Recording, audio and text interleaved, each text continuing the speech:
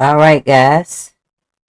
We're going to be testing everything out to make sure everything is working, including our audio.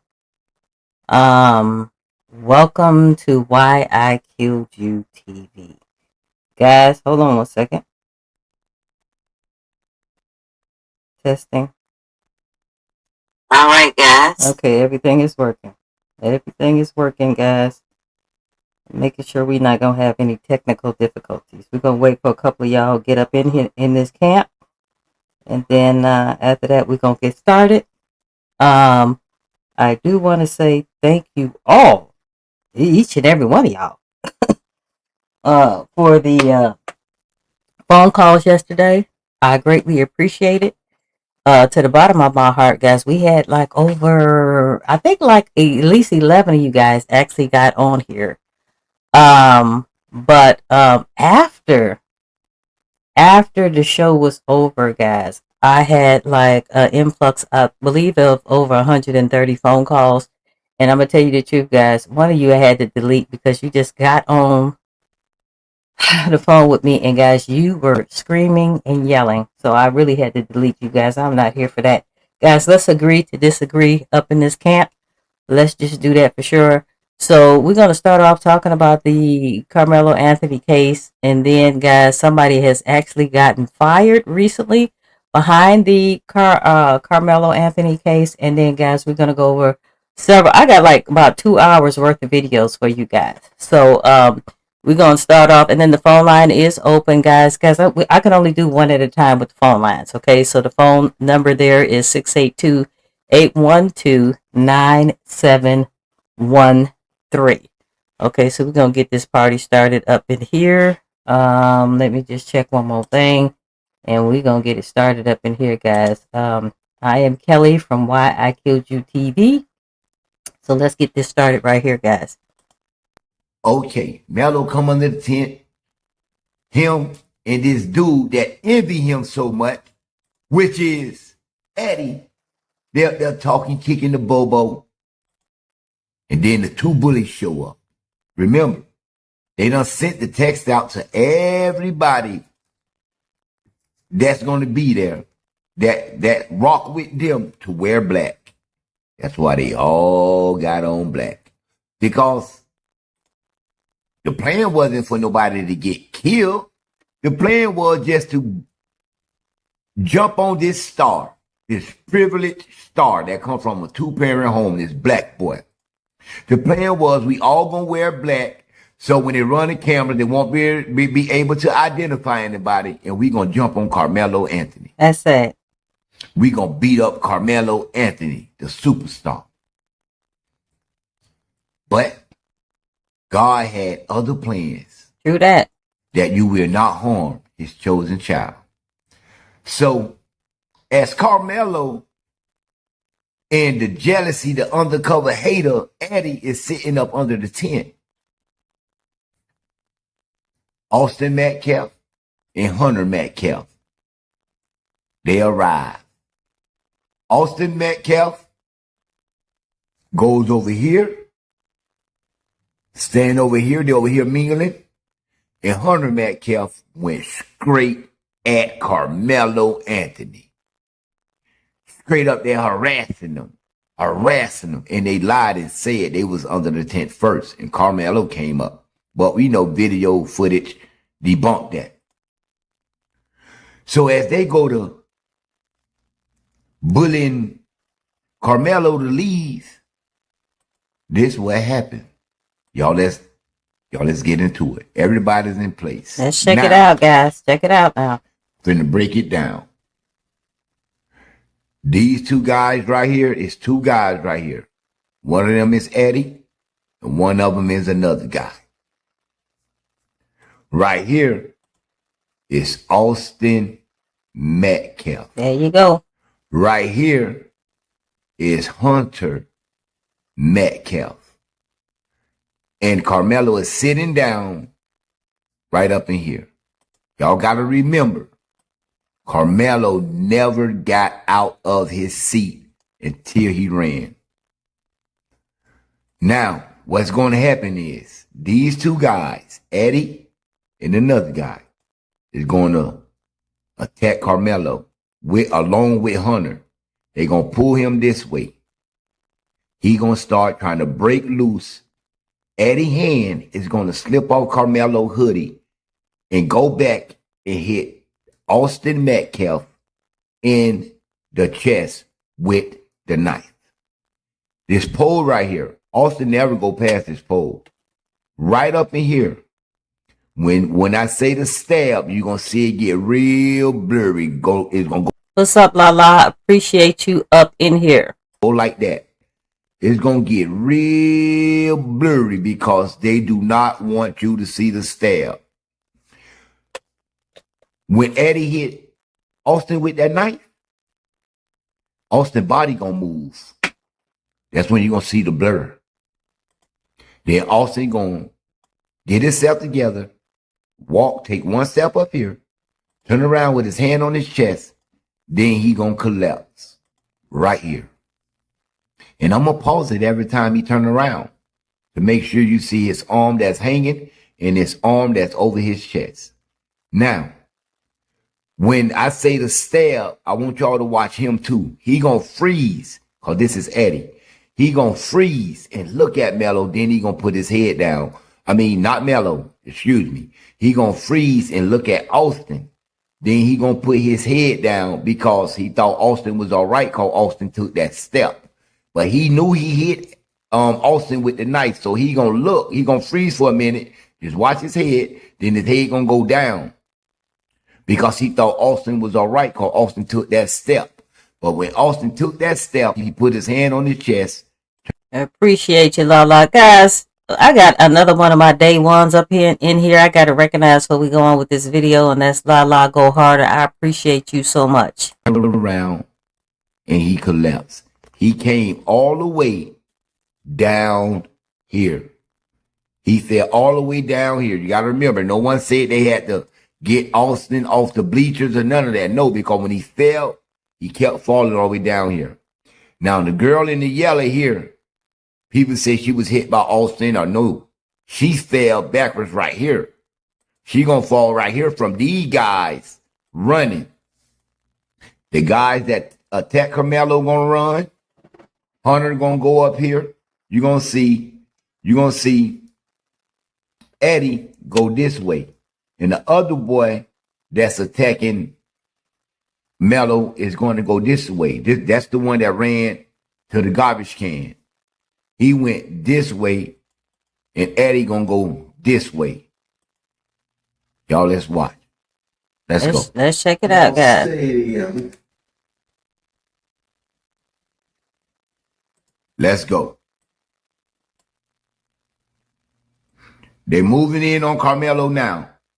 All three of them. They're going to stab right there.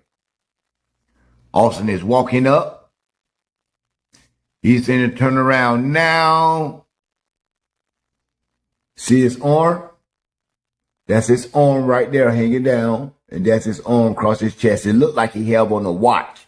That's how good you could see it. And Austin's in the collapse. Everybody run. I see somebody fall down, that's for sure. Everybody run. Everybody. Let's back it up. They go to push, the pull, I see the push, the stab. Austin walks up.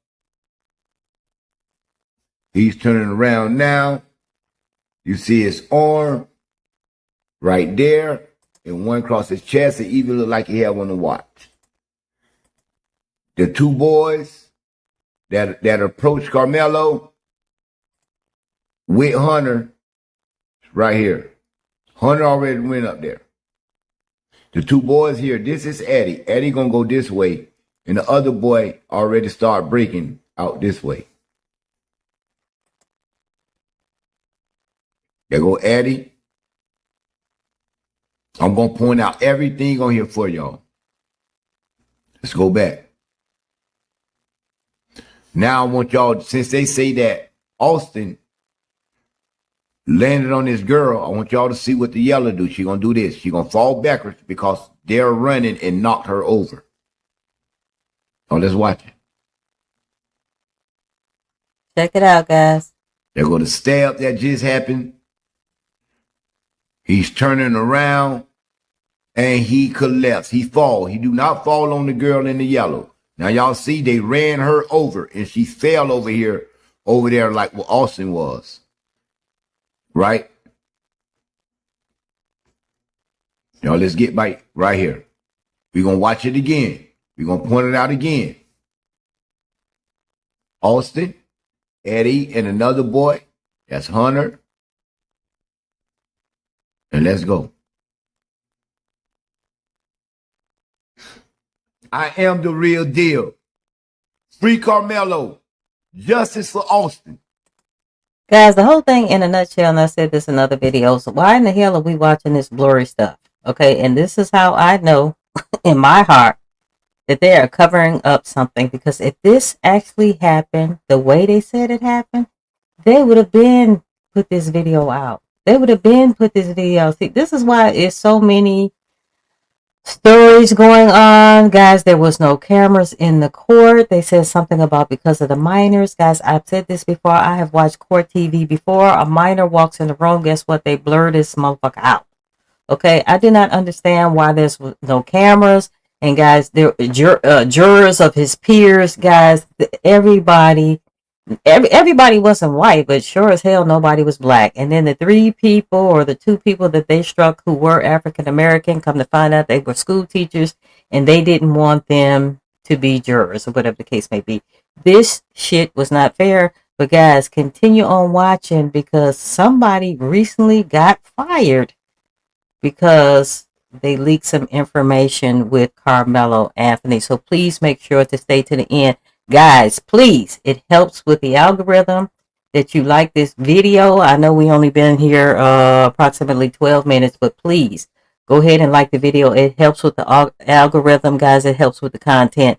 Guys, my information is here. If you want to donate, you can find, guys, you can email me as well. My email is here. Please, guys, go ahead and like, comment, share, and subscribe. I would greatly appreciate it. Let's check it out. Arrest Hunter, Eddie, and whoever the other guy is.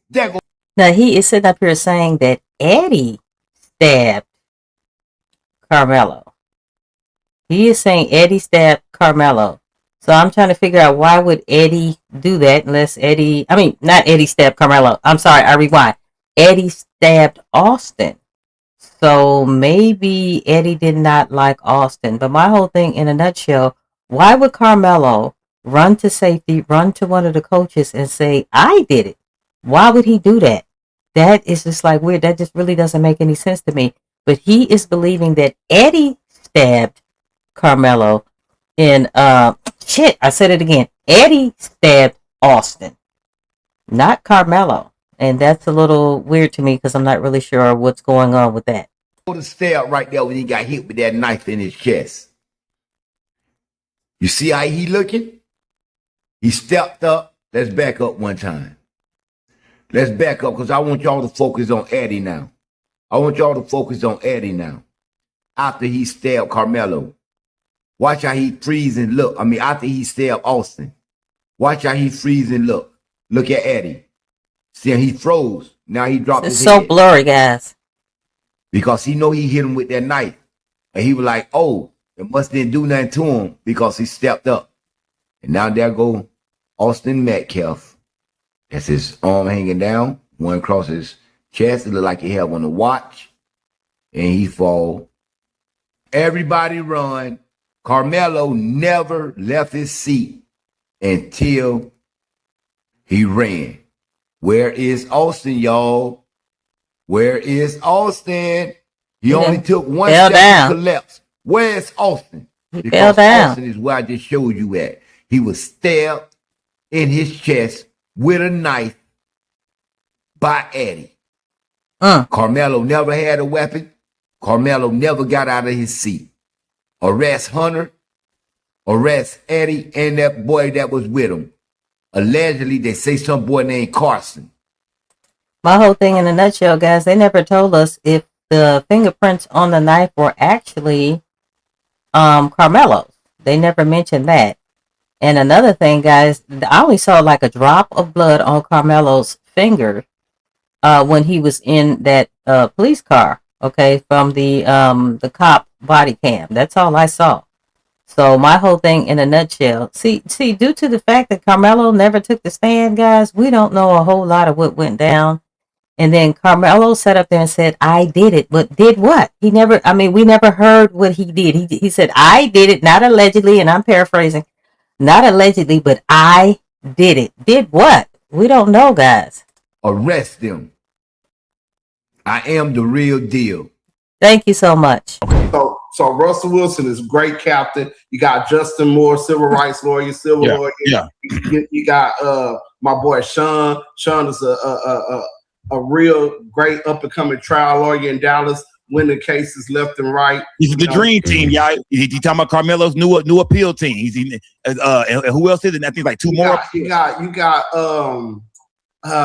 got couple of people that Ben Crump and Lee Mary refer. I forget these attorneys' names, but they're all. I think her name is Cruz, Miss Cruz. Yeah. She's with Mr. Crump's office. You got the former NAACP president down in Austin, and you got Michael Ware, which is a Caucasian man and 40 years experience appeals lawyer. So he has a great team ready to go right now.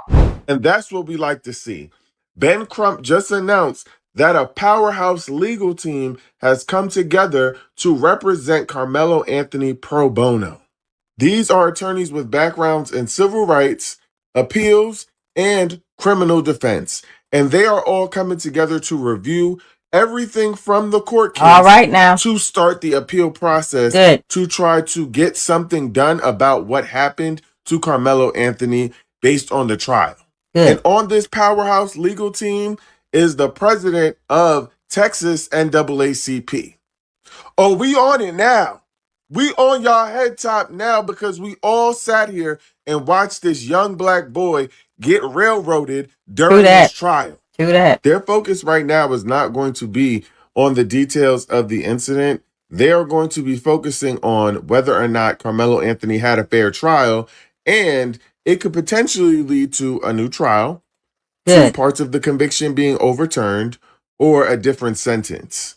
It seems like their first move is to get through the appeal process, to see what gets done through the appeal process, and if that's not enough, then they will revisit trying to have a new trial or whatever it is. I love to see it. I love to see it. They thought it was donezo for our boy Karmelo Anthony. Well, we have an update for And the whole thing in a nutshell, Lala said that she had told me something about Carson before. Evidently, I wasn't paying attention. But Lala, if you can expand on that a little bit more, we would greatly appreciate that.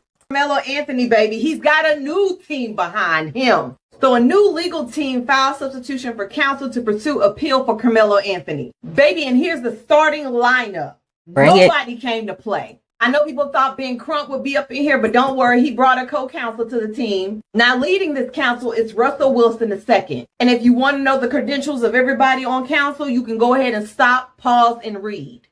I just want to make it clear, I stand with Karmelo Anthony, and I love that our community has come behind this young black man and let him know that he is not alone. And hopefully we can turn this conviction over and get him the fuck out of there. I don't want him to serve no time for defending himself. And for all you 3x5 cards sitting in my comment section telling me that putting your hands on somebody does not justify unaliving them, I'm just going to say Emmett Till, Trayvon Martin. There you go. Breonna Taylor. Ahmaud There you Arbery. go. And There the you list go. goes on. Y'all are a fucking danger no matter what. I don't know why y'all like to switch up history if y'all are not the most treacherous individuals to walk this fucking world. Just because Wigs R Us removes history from the books doesn't mean it didn't happen. Y'all are not peaceful. Y'all are not pleasant. Y'all don't mind y'all business. And y'all are literally a threat to black people's lives. And history will not tell you anything different. So don't play the innocent factor. Y'all have done way more to us than we've ever done to y'all. And for way less. Have the fucking day you deserve. Okay, so they announced Carmelo's appellate team today. Got 3 attorneys on there. And I see an appellate attorney. Don't know if they're going to file this motion for a new trial. And if they don't, let's take a look at what Hey has said. Hey said that if you listen to the police tape, Karmelo said he didn't, and the cop interrupted him. Why would you say I didn't do anything and turn around and said he did it? It doesn't make any sense. So I'm gonna highlight that particular comment because that's very interesting. it is the biggest mistake any attorney can make, and they will have failed Karmelo on that basis alone. You do not miss an opportunity to get your conviction vacated by a trial court as well. Because if the trial court rules in your favor, you can't appeal that shit. You just get a new trial. And he'd be home in 90 to 120 days if he could win. Now, trial courts don't like to do that, but I already told you, dude. The arguments are so strong and there's so many fucking mistakes. I don't know how Judge Roach could make a written opinion that has any basis in law not to overturn it. And it's done essentially so all these guys could just get it, chop it up, add to it. And most attorneys, like I told you, brother, are going to tell people like, no, we don't want to do that yet because we need to develop the record. We need to do this. No, you get this opportunity once. Once it passes, it's gone. Meaning all you have is the appellate court, and then the court above the appellate court is basically the Supreme Court of Texas. It's not called the Supreme Court. It's called the Texas Criminal Court of Appeals. So if you lose your appeal and you don't raise the ineffective assistance of counsel claims, you can raise the ineffective assistance of counsel claims on Texas. They don't want you to do that because you miss out on having an evidentiary hearing. You would essentially have that hearing in the motion for a new trial to be able to develop the record on Mike Howard and Toby Shook's explanations for doing what they did. And he could be home in 90 to 120 days. We pray so. Even if he loses, it preserves everything for that appeal, and you get that evidentiary basis for all the IAC claims in the trial court. And the trial court has 75 days to rule on that motion. So, if you guys have faith, that's good. I don't.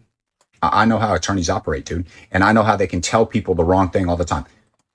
Do I hope, my God, that they get it done? Absolutely. Absolutely. If they don't, it's a failure, and it's as simple as that. As simple as that. So we will see what happens. They got 17 days.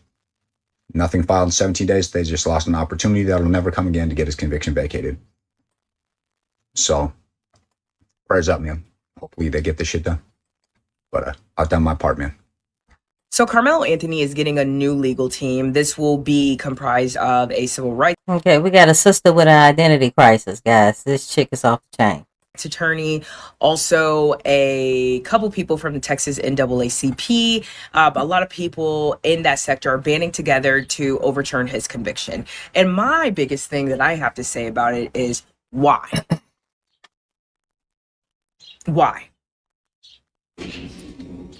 He committed murder. No, he There didn't. are consequences. Stop to murder. lying. He didn't. That's it, guys. It's that simple. There's consequences to murder. You guys are so easily influenced by the media, feeding you breadcrumbs and just poking at you like, oh, racist. Yeah, absolutely. He's going to prison because he's black. Yeah, they got another one. No. He stabbed somebody in the heart. And That why? is murder. Why, We have a girlfriend? Justice system determines his sentence. Boom, bam. Guys, I'm a strong believer that this was self-defense. Why in the fuck would Austin, number one, be telling, I've said this in other videos, why would he be telling them what the fuck to do? It wasn't your tent. Okay? You asked him to leave several times. He didn't want to, and then you put your greasy ass hands on him, and then you wondered why you got stabbed. Okay? You are bewildered as to why your ass is not here today. How it's been for years. You cannot take every single case of when a black person was wronged by the justice system, because it has happened. It has. Plenty of times. But that is not this. You guys gotta get a grip. You gotta get a grip on your head and your mind. You guys are turning delusional. It's not a good look. You are. Because when people start showing you facts, when all the information is there, you guys will turn a blind eye just because your skin color. Not true. You will. And that's how they keep you in a trap, in a loop. That's how they keep us in a victim mentality. At the end of the day, it's such a sad story. Such a sad story. I hate it on both sides. I really do. For sure. But it doesn't matter how many high-profile attorneys come on. It doesn't matter. Murder is murder. It wasn't murder. How are you going to spin this? It was not self-defense at all. Where you get that from? Someone pushes you. You go to a grocery store. Someone bumps into you. Do you automatically think, oh, let me go and shoot them? First of all, you went from pushing to somebody bumped into you at the damn grocery store. That's a big difference. That's when it becomes psychotic. He was pushed. He was pushed by Austin. Okay, and pushed forcefully.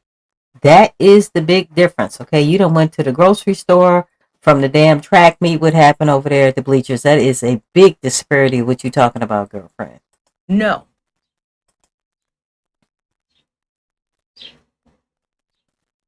It doesn't matter what they were going back and forth about. He was not supposed to be there. He wasn't supposed to be in the Says who? Says who? Says who, girlfriend? Says who? You should use your heads. Use your heads now. Because black people, you're looking ridiculous. And so are you. You're looking uneducated. And so are you. You're looking very misinformed. And you're looking very emotional. That now people are taking how you're acting for the situation. And they're actually measuring it to your intellect. I don't want that for you. You're better than that. What a concept. Major update in the break Karmelo it down, Anthony girlfriend. case. Break it down. No, he was found guilty and sentenced to 35 years. Well, a lot of people were saying his attorney was not for him and he was lost in the sauce, y'all. Well, appeal has been filed, y'all, and he has a new team of heavy hitters. Come on, sip a little tea with Auntie. Let's talk about it. Let me tell y'all who is all currently on Karmelo Anthony's team. Break it down. Break it down. Russell Wilson II as his lead counsel. He comes from the law office of Russell Wilson II.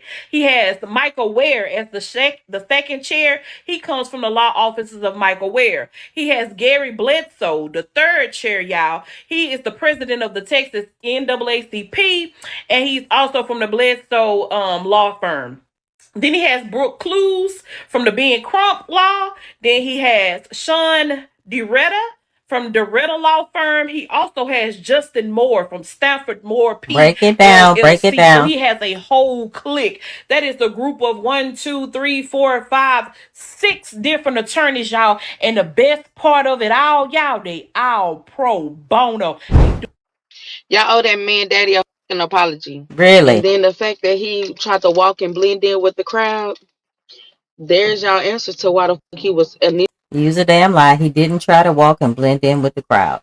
He was running to safety. He ran to one of the coaches. Don't sit up here and try to play like he was running. He was on the run. He was trying to blend in, because that is not the damn truth. It was no trying to be lenient on him. He knew exactly what the fuck he was doing when he did that shit. Defending himself.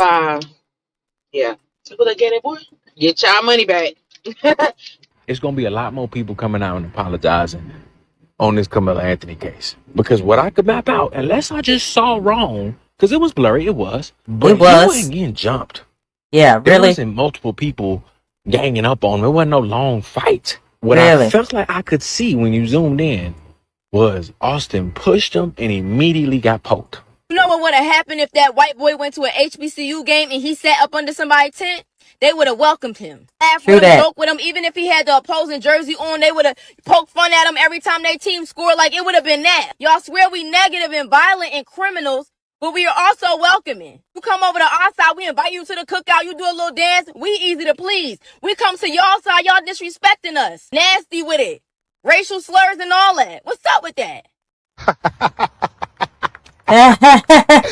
What I told y'all, baby. Karmelo Anthony was wrong. Karmelo Anthony was guilty. Karmelo Anthony made a bad mistake and he made a bad decision. It wasn't self-defense, and the video came out. I told y'all. He didn't get jumped. I told y'all. What video you watching? Anthony didn't get jumped. The proof is there. I told y'all. Oh, sit your ass down somewhere. So let's get to it. Let's get to it. Boy, oh boy, oh boy. Look like some hits. Now, I need y'all to listen closely what this sister about to say. Guys, the phone lines are open. If you want to call, 682-812-9713. Don't forget to like, comment, share, and subscribe, guys. This is turning, y'all. The fact that all of these people was in cahoot, the lawyers, the prosecutors, the judge, all of these people down there's connections between, the McCaffs and all of this stuff, and even wardens on at the prison. They had it all just lined up for how they was going to do Karmelo dirty, y'all. And now the dominoes are falling. Good. People are getting fired. Thank you. And I know other bloggers want you to just feel like all hope is lost and there's not going to be no justice. But this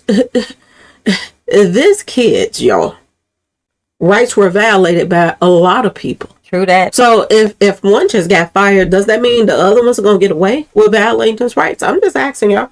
Or is that going to be the scapegoat? Is this person the scapegoat? I'm just asking. But anyway, y'all, this woman right here she did work for the county. Past tense. She is Melanie Stoller. And word on the street is, y'all, she was the clerk that handled this case. And she just got fired. Good. She just got fired. What happened? What happened? For violating, Karmelo Anthony's rights. She was giving away information to people that was posting stuff up that, was harming the case. Harming the case. When you got y'all, this is crazy. When you got a woman like this, that is the clerk, and she's going into information and passing it on so they can make sure that they bury this kid. Sad. Off of something he didn't even start. Thank you. There was a cover up from the start, y'all. Yes, this woman right here has been fired. Word on the street is what everybody talking about. She got fired. And they said she leaked info about Karmelo Anthony. The Collin County court clerk got fired for leaking info to right-wing journalist Sarah Fields. Just what they saying, who just let Jeff McCaff go on a Ray to the Sis rant on X. Okay, y'all? About the case. And there is text messages, posts, all that stuff to prove it. And she was just fired, y'all. Good. Just Bye. fired. Goodbye. And this is her name right here, Melanie Stoller. I messaged you. Check your messages. She's talking to the journalist, y'all. Sarah Fields that's been going in talking all kind of stuff. Everybody been talking about the Sarah Fields woman. And that she was an inside playing on all this stuff too. But yeah, this woman is the woman that was feeding her information. Interesting. She just lost her job, y'all. Bye-bye. See you later. All the information. Shout out to Mr. Williams, because he put it up. A lot of people's posted it. But this is one of the places where I got it from. She said, I missed your live about Melanie, and the other day, what happened with that? She was a court clerk for another court. She looked up this case and she leaked that what judge was assigned to me, not Sarah. So this woman was leaking a lot of stuff. And if she did this once, you think she ain't do this again? Exactly. That's her MO. This is something that she probably do all the time. Y'all. True that. But she was leaking information. And they didn't care about anything that was being done, long as it was a negative toward Karmelo. And at the same time, they were, trying to hide anything that had to do with the twins. Everybody's talking about it now on social media, how the judge allowed them. Okay? And made sure that they didn't give out any information. Everybody was like, why in the world was this case moved so fast? Why in the world there were no more witnesses? That case was moved fast as hell. Okay? And I've said this before, guys, there was a big disparity in their weight, big disparity in the height. You got two corn-fed, 6'1" twins, 220 pounds, that's 440 pounds together, coming for this little boy who was barely 140 pounds 5'8", and the twins had been trained in jujitsu. They had a history of bullying. The damn cheerleaders said they were bullies, and their own damn mama said that they were bullies. Okay? So what the hell is going on? What is the problem? Why would y'all not believe that this was self-defense? This and this and that and that and this. Well, they wanted us to believe that the twins' background had nothing to do with what happened to Karmelo, when that had everything to do with what happened to Karmelo. Thank you. And the judge is the reason why. Allegedly. Mr. Roach, y'all. He is the reason why they did not pull up those twins' background. Y'all, when I tell y'all they was doing some underhanded stuff to keep him behind bars, they did everything in their power. But it's all coming out now. Good. It's all coming out. Is she going to be the scapegoat? They can't make her the scapegoat. Because she's just one of many people that made sure that this kid went to jail. This as somebody who made a mistake. This is not a bad. And this is from the Lakeisha Keisha channel. Love her channel, guys. Go ahead and check it out. Make sure you go ahead and like, comment, share, and subscribe to her channel as well. Young adult, he's not a bad person. He's what not. Karmelo is exactly who I teach my sons to be. So when I see people making him out to be an animal, it really makes me upset, but it really makes me understand exactly how the world sees our Black boys. And that's why I've been diligent to kind of keep talking about this, because I don't know if it's a disconnect on different cultures and how they see us, or if they just want to see us as animals. But to me, it's very clear that this is not a thug. You know what I mean? Like he's not a thug. He's not a yes, thug. sir, yes, ma'am. Now, my kids are good kids. They don't say yes, sir, yes, ma'am. You see what I'm saying? They don't say that. So this is a different kind of kid.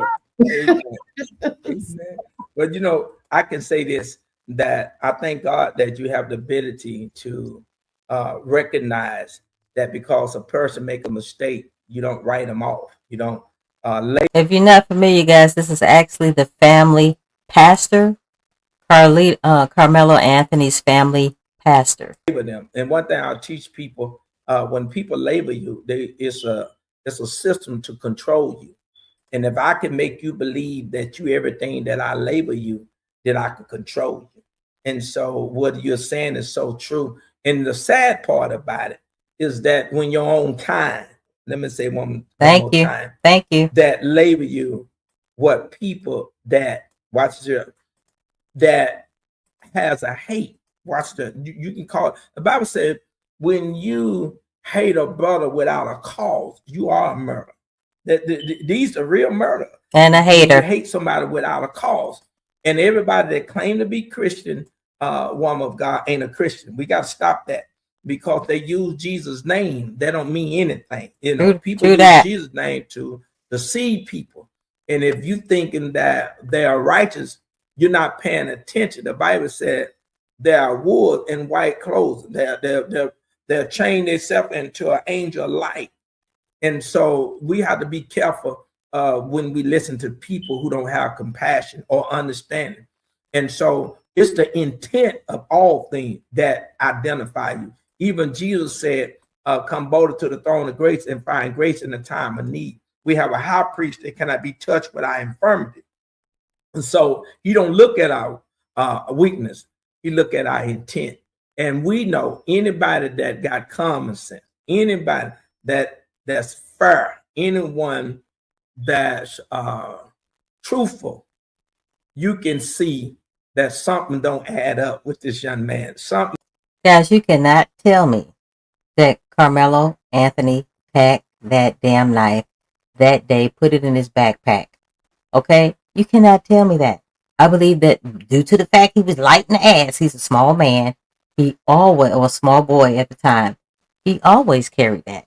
Okay, so you cannot tell me that that was his intention, to go there and confront the Metcalf boys who he had never met before. They didn't even know each other, to stab him and unalive him.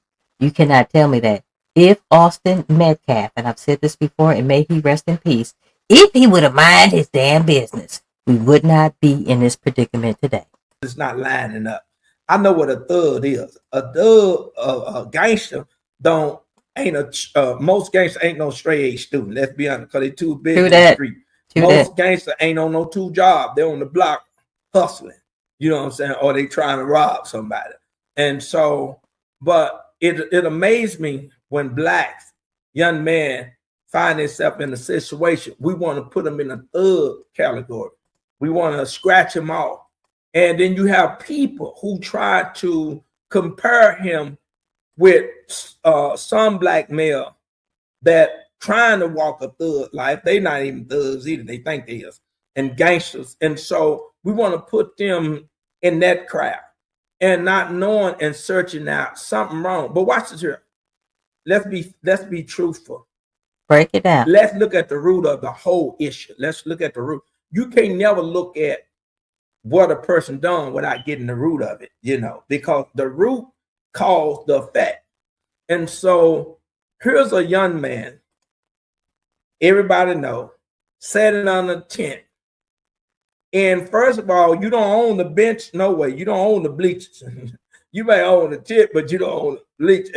And I don't think they mark your tent off and say this is only for y'all. You just set your tent there. Okay. And let's look at it's raining, it's a storm. Let's look at all those things. Let's display a fact. Maybe this young kid made a decision to get up on the tent. He could be one of the past times. So thank you, Miss Allo. I think I'm saying that correctly. 158. She believed it was a setup, and Eddie had something to do with it, and this is the reason why some clothes was thrown in the trash. And I believe that was there at the track meet. Seen a friend. And guys, don't forget the phone lines are open, guys. 682-812-9713. Know that nobody's running track right now because either it was a storm or they saying it's going to be a storm or they just come out of a storm. However you look at it, storm affect a lot of decisions that took place that day. So how is it that you can say this young man intent, he went there for trouble, he didn't even know it was going to rain. Exactly. Play too much. Exactly. He didn't know that they didn't have a tent. He didn't know all those things. As a matter of fact, he didn't know some kid was going to come up to him. Thank you. And say, hey, man, we need you to get it from on our tent. If you don't, I'm going to pull you. I'm going to move you myself. He did not plan. So when people say he had a weapon or whatever he used to defend himself, they're trying to make it look like and put in your mind that he went to school, he got up in the morning, put a weapon in the bag. No. Saying, I'm going to kill me somebody today. I'm going to murder that. Y'all, I'm so sick of fake folks. Watch that. Boom, what we looking like, fam? What we looking like? Let me see. Hold on, there we go. There we go, fam. There we go. Let me get this off the screen. Yeah. Guys, this is from the Not Guilty Boys YouTube channel. Check them out, guys. Salute, gang. Y'all hear me? Yeah, what's going on, Scott? How you doing, bro? Come on, man. Y'all, come on, man. Y'all know where, y'all come on, bro. Y'all know what time it is, man. It is, y'all know where y'all at, man. You big, the whole Skull gang is over here, man. We ready to get into it, man. Look at my boy Drew over there. What's good? What's good, Drew? What's good, my boy? Oh, we ain't got no Drew, stand on Drew. Drew. We can't hear you, Drew. We ain't got no stand on Drew. We ain't got no. I'm not picking up your mic right now. Skull gang. We got Anissa in the house. We got a long ass name, Anissa. I ain't gonna be able to say all that. And she or he says all the way a setup. Anyway, all the way a setup. Them kids need to be accountable now. Toy, what's good? Salute to everybody in the chat. JL, I see you, fam. Salute, gang. It's not me. Hey, what up, chat? Hey there, Sleepy. Welcome to the group. Yo, the chat going crazy. Shout out to the chat, man. Salute to the chat, man. Salute to the chat. Let me see. You got me. I hear you, fam. There we go. Yeah, it's good to be here, man. It's good to be here. Nah, bro. Y'all, hey, y'all been working, man. Y'all, you know what I mean?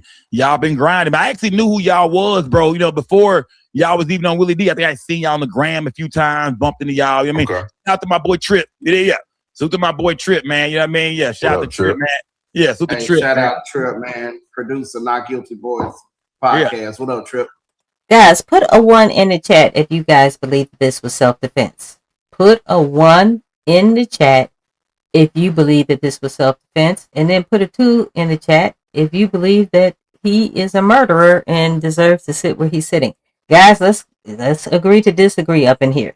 Put a 1 in the chat if you think that this was self-defense, and a 2 in the chat if you think that he is a murderer. See, I didn't even know that, bro. Look, this is how crazy it is, bro. Me and Trip was already doing some more business with an artist. You know what I mean? With somebody, with an artist, with somebody else. And I reach out to y'all boys, and then Trip hit me. I'm like, yeah, I'm looking like, what Trip know about this? It turns out, yeah, Trip producing y'all show, bro. That's crazy, man. Yeah, that's crazy. We here, man. We here, bro. I want to get to a few questions with y'all, man. Thank you, Flying High, Lala, Sleepy. Appreciate you, Miss Aloha 158. Appreciate y'all. About the Karmelo Anthony situation. Of course, I've been seeing y'all online speaking on it, man. First off, before we do that, I know y'all from the DFW. Drew, where you from, Andrew? Where you from out here in Dallas?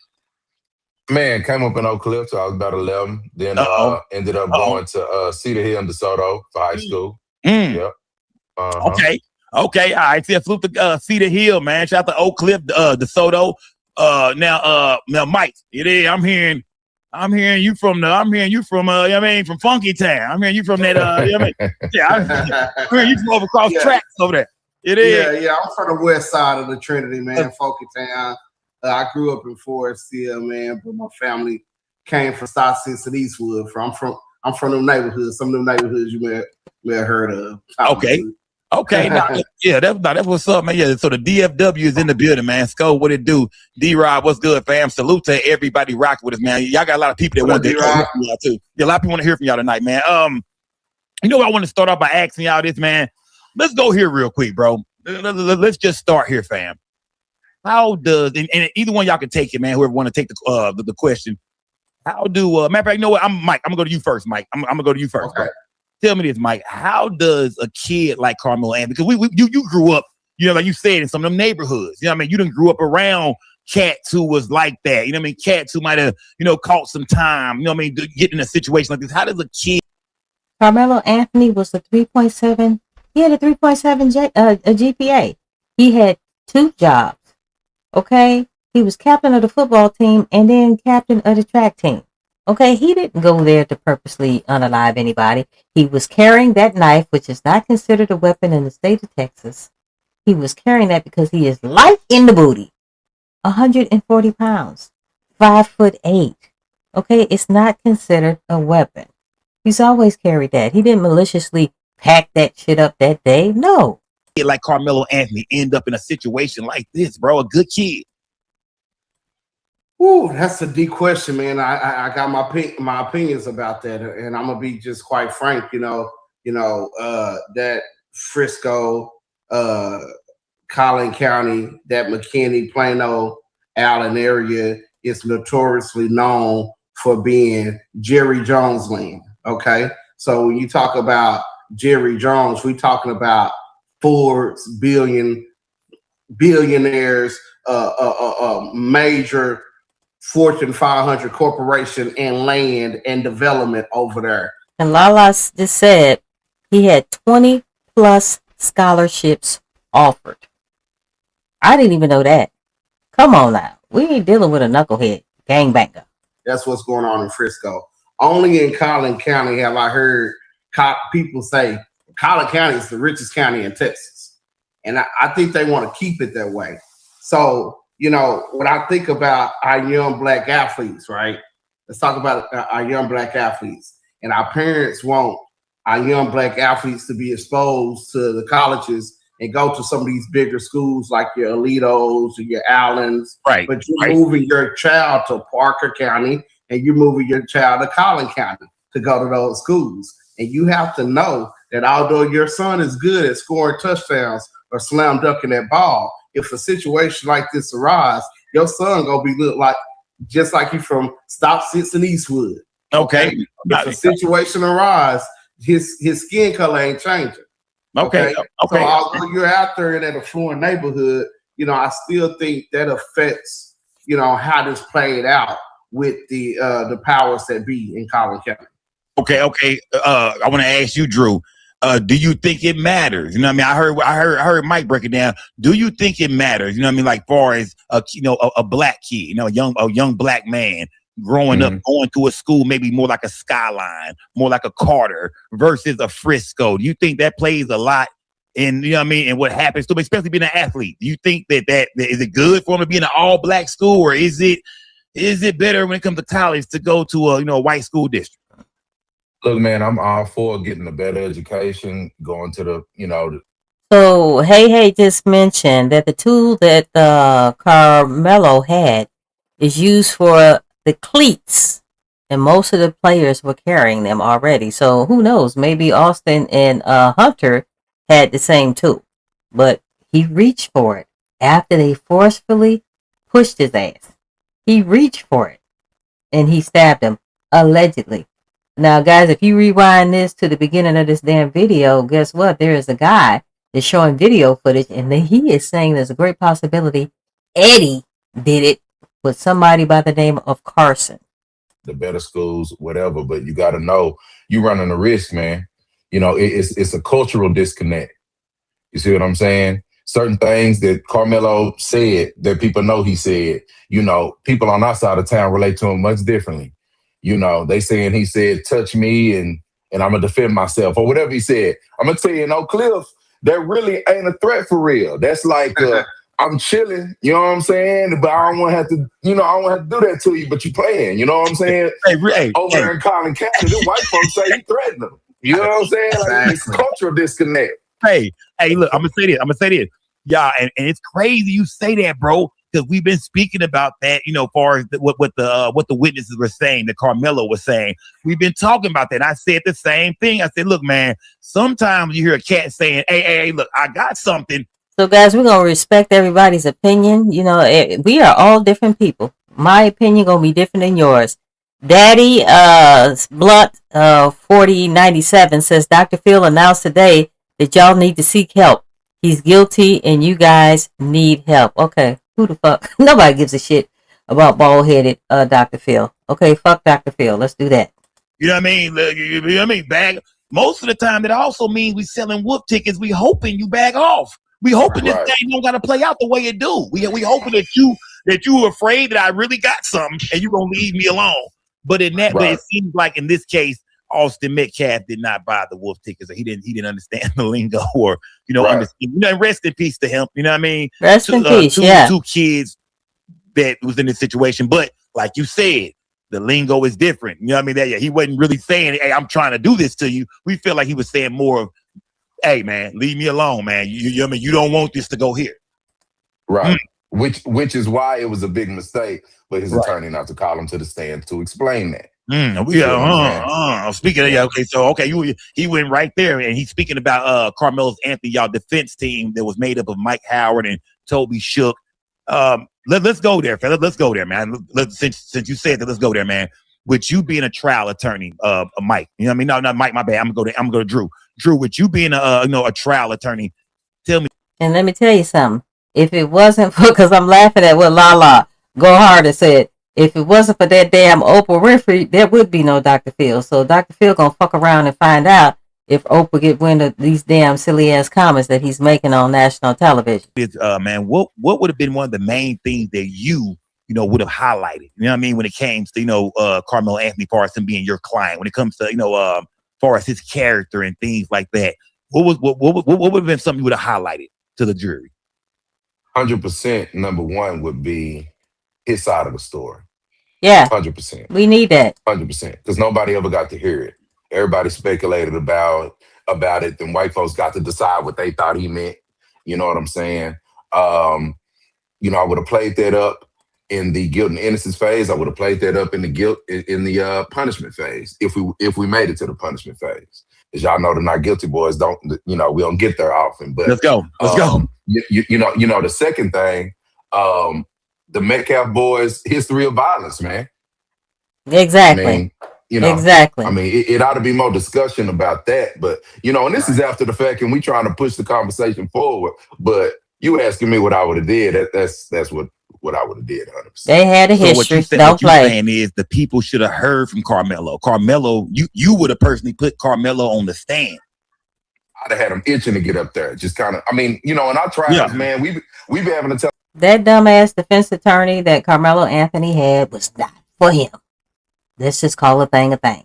He was not for them. And guys, I got to put the fingers up, okay? Allegedly, okay? He was not for them, and I would not be surprised if his ass didn't get paid underneath the table to throw this case for this boy. I can't settle down. It ain't your turn yet, brother. You know what I'm saying? You gonna go in a little. Hey, Daddy Blunt, you can get up on here if you want to talk. 682-812-9713. Bit, but that's how prepared we are. So I don't know, man. Tell me this. Let me ask Mike something. Mike, let's say the not guilty boys was in there with Karmelo and y'all do put him on the stand, man. You know what I mean?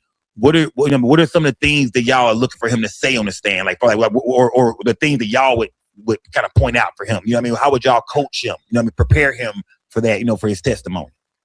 Preparation for testimony starts way before trial. So we would have started. He was out on bond, so we would have started preparing him every week. What was it? A year before the trial started, since the time he bonded out. So that's 52 Fridays. We would have spent every Friday in our office an hour or two going over his testimony. And me and Drew will switch roles. Sometimes I'll play prosecutor, sometimes he'll play defense, and vice versa. But we gonna get him prepared for all the hard questions. Exactly. I saw people in the chat while the trial was going on said, well, they didn't want to put him up against that senior district attorney, 17-year-old kid. But that we wouldn't have been worried about that. See, that's intimidation, that's fear. And we don't try a case based on fear. We try a case based on being prepared. Our client would have been prepared for whatever question the district attorney would have had to throw. The reason we put him on the stand is for the jury to see his persona, to learn that this is just a 17-year-old kid with a 3.7 GPA. There you go. Never been in trouble before. There you go. And an athlete, well respected in his community. He doesn't see color. He has a Hispanic girlfriend, white friend. Oh shit! Daddy done agreed with me. Daddy has agreed with me. I appreciate you being up in here, Daddy. Like I said, I value everybody's opinion. My opinion gonna be different than yours, okay? But you cannot tell me that this boy purposely did that. I'm sorry. I just do not believe it. I wasn't there. You wasn't there. The video that we are being presented with is blurry as fuck. Okay? For what reason? Okay? And everybody is talking about it's a great possibility it might be some editing going on with this damn video. Why is that? If you guys are not hiding stuff, why are we being presented with a damn blurry ass video? The people who saw the video before the trial, they signed up at the school because the video belongs to the damn school. They said that shit was clear as hell. They said when they signed up for the video, it was on a big 50-inch screen. However, you could. They thought they was gonna see this big 50-inch screen worth of video. However, when the video popped up, and then there was intervals when you could watch the damn video before the 11-minute mark or before the 2-minute mark before the stabbing happened. They said when they went and saw that video, it was the size of a cell phone. You looking at this big 50-inch screen and a small ass. When they popped it up, guys, the video was small as fuck, the size of a cell phone. What the fuck are y'all trying to hide? It's in this community. So this kid would have got on the stand to say, hey, I was scared for these reasons. And, we don't know what he knew. It's all based, the laws were all based on what was in his mind at the time he acted. And if it was reasonable for him to feel that his life was in imminent danger of serious bodily injury or death. And it didn't have to be force versus force. I got people off of cases, murder cases, where the other person didn't have no weapon, and my client had the 223, and hit him with the 223 because my client was really in fear of his life, and that person didn't even have a weapon. And we beat that murder case on self-defense based on what was going through my client's mind at that time. So it was important for the jury to know why Karmelo acted, why he had the knife, and why he needed to use the knife, and what he thought about the Metcalf twins, because clearly everybody in that community, which is not a big community, know that the Metcalf twins are trouble starters. There you go, shit starters. There you go. If he knew that. Okay. If he knew that. Okay, and I see. Look, and I want to say Kent Jones was saying history of violence. Y'all be more elaborate on that. We'll get shout out to Kent Jones. We'll circle back around. We get time. You know what I mean? Kind of break some things down. But I want to ask y'all this. Shout out to Kent Jones. Don't worry, we'll get around to it, man. I want to ask y'all this though. When it comes down to Karmelo's attorney, you know what I mean? Two white men, you know what I mean, representing them. Do y'all think that matter? Because we heard the dad do an interview. We heard, you know what I mean? We heard his father do an interview, and his father was saying that, you know. What's up, Just Random Productions? Appreciate you being up in here. That they wanted black attorneys, but black attorneys was telling him to go get a white attorney. I mean, Drew? I mean, is that how you? If they would have came to you, do you think you would have told the family, "Hey, it might be better off in Collin County with a white man representing him"? How do you feel when you hear things like that? I'm gonna keep it funky with you, man, and I think in the black community, break it down. Issue with this whole. I got a Jew. Guys, come on. Let's get these likes up. Let's get these likes up, guys. That helps with the algorithm. Let's do that, guys. Make sure you like, comment, share, and subscribe. I would greatly appreciate it. Jewish attorney. I got a Jewish lawyer. All right. You know what I'm saying? Good for you. You know what I mean? Like, does your attorney prep you? Does he work hard? Does he know the evidence? What's his record in trial? What's he, is he 17-1 in murder cases? You see what I'm saying? Like, I think that's an issue in the black community. It's a misconception, and it says a lot about. It just says a lot about what we've been through as a black community. But moving on, I'll say this: I don't believe in. I really don't believe in that. I believe in whoever gonna work the hardest for you. You see what I'm saying? To be quite honest, we sent a few appeals lawyers to the family. One being, the great Russell Wilson, who ended up taking the case. Another being Kristen Brown. It's a white lady. She works out of Collin County. She has 250 appeals under her belt. Okay. You see what I'm saying? Wow. So I thought you was playing with house money at that point. You could pick either one of them and be good. Now, the fact of the matter is you got to know that this is in a way game. You got to know where you're going. So you got an all-white jury. You got the good old boys out there. You need somebody that's going to step. You need somebody that's not going to take the bullshit. They're not going to falter. They're not going to let the judge rush them. They're not going to let these witnesses run on cross-examination. They're not going to slip up and not subpoena everybody. You need a workhorse. And you need somebody that's going to go in there and go in there with a plan and execute. White, black, purple, blue, whatever. And the fact of the matter is, I don't think there was a plan. I don't think there was a plan at all, honestly. But if there was, they didn't execute. Okay. That defense attorney was never, in my opinion, guys, personal opinion, take it or leave it, do whatever the fuck you want to do with it. In my opinion, I don't believe that attorney that they have was for the Anthonys. Okay? I don't know why they got his cheap ass. They said they only paid $75,000 for his ass. Okay, I don't know why they would do that. That's just bewildering to me. Okay. He said he don't think there was a plan at all. I want to ask you this real quick, Mike. I want to go here real quick, Mike. And I see Fo Dress. He put two questions up, but I want to just ask this last one, man. It says Melo is smart enough and well spoken to articulate his side of the story. Why did he get so much more time than Case and Allison? Are you familiar with Case and Allison? Why is that? With the I want to say the white kid down in Belton, Texas, who stabbed the Mexican kid in the bathroom and ended up getting 10 years. And Right. Okay. Shout to Ed Fo Dre. He was asking, like, with that being in Texas, you know what I mean? Another Texas case. This happened at a school in Belton. White kid came to school, Case and Allison with a knife, got into a fight in the bathroom with a Mexican kid, stabbed the kid, he ended up getting 10 years. Do you, I guess what he's asking is, do you feel? Hey, welcome, Ma of Dose. Appreciate you being on here. It's day 2 for you. I appreciate you being in here. Like race, played, into this. When you look at Jason Allison versus Karmelo Anthony. For sure, race was the factor. Exactly. Look at the defendant, man. For sure, race is always a factor. I mean, it's the unspoken thing that always plays a part here. So Karmelo being who he is, That's why the right representation is important. I don't know Miss Allison's representation. I don't know what her defense did for her, but I know what Karmelo Anthony's defense did not do for him.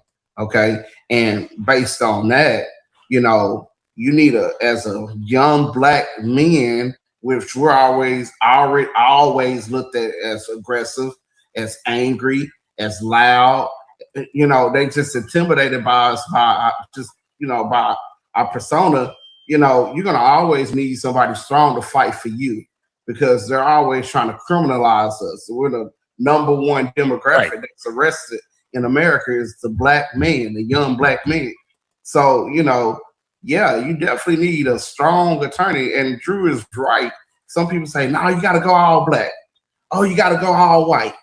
You just need a good combination of attorneys who's willing to fight and do the right thing for the client. It doesn't matter, you know, it matters to an extent, but you can use both sides. We playing poke, we playing it's chess, not checkers. Yeah. So you saying basically y'all are saying it really the color really didn't matter all the way. I mean, it was about who was gonna go in there and really put on for Karmelo and really fight for his freedom. Who really fight for his thing. The color did not play a role in this, y'all feel like. Yeah, I mean, if you get a white attorney, hopefully it's somebody that on top of being a stepper, being prepared, and being confident, they going to use their whiteness to relate. True that. There we go. You know, I mean, if they're not going to do that, it ain't even worth it. You see what I'm saying?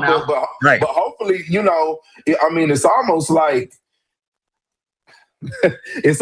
he was relating more to the state than he was to the jury. I mean, I'll just say that and be done with it. You know what I'm saying? But like if he was gonna go in there and really relate to them white folks and make them understand who Karmelo really is and know based on what he knowing and his experiences, you know, kind of shed some light to them. But it don't sound like he did that. I couldn't. And guys, there was a picture floating around. And matter of fact, I used it as a thumbnail on one of my videos. There was a picture floating around that the judge and Jeff Metcalf were at a function together before the trial.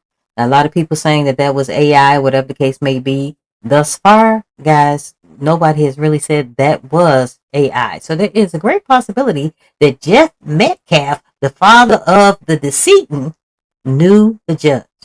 So how the fuck was this fair? I don't get it. How could he have done that if Karmelo ain't even take the stand? I mean, I don't see how he did that. So, you know. Okay. Yeah. Hey, look, y'all, we got the Not Guilty boys in the building, man. You did. We got the So Daddy just brought up a good point, and we addressed this on yesterday, that the warden's last name, they were saying that the warden had the same last name as the Metcalfs. Okay, and guys, I actually looked that up a couple of days ago, and that is just a coinky-dink. But thank you, Daddy, for participating. Not Guilty boys in the building. Make sure y'all go subscribe their channel on YouTube, man. They do this. You feel me? Y'all see they got their blog. They what they do, man. They not just attorneys. They get online. They talk about it. They break it down. You know what I mean? So y'all go follow them on YouTube, all platforms, Instagram, Facebook. I'm sure everywhere. Not Guilty boys, y'all. Go subscribe their channels, man. Rock with these boys, man. Now I want to ask y'all this, man. I'm gonna go you, Drew. When it comes down, you know what I mean? Wow. So Ma Abdul said it was $750,000. I heard it was $75,000 for that particular attorney. I could be wrong, but I heard it was $75,000, not $750,000. Can you break the law down to us, man? Because everybody was going kind of back and forth about the knife situation. You know what I mean? Just the situation of the knife, man. Is it against the law for Karmelo Anthony to have the knife with him in his bag away? No. I mean, just secured in his backpack. It attract me of, I want to say, a 3 to 5 inch fold out knife. Was that against the law to have? Now, it might have been against school policy, but that ain't what you asked me. You asked me, was it against the law? I don't think it was against the law. Nah, I don't think it was against the law. There you go. I'm not one of these people that feel like. Yeah, I heard about that damn barbecue too. And then, guys, also there was a scholarship, and I mentioned this yesterday. There was a scholarship that the Metcalfs gave to a little boy by the name of Kayvon Jackson, who is African American. He happened to be friends with Austin and Hunter. Okay? As a parent, if I was Kayvon Jackson's parent, knowing that Jeff Metcalf sat up there and gave Karmelo Anthony the nickname of Watermelon Felon, there's no way in fuck that I would have took that damn scholarship. Sorry, won't be able to do it. I almost feel like in every situation across the board, man, you got the right to defend yourself. You know, even the way the law is written, it almost reads like felons shouldn't have the right to defend themselves because they shouldn't have a pistol. Well, I've had, you know, a murder case where the guy was a felon and we claim self-defense. I don't really want to talk to you about why he had the pistol. Because me and you both know if he didn't have a pistol, he wouldn't be here right now.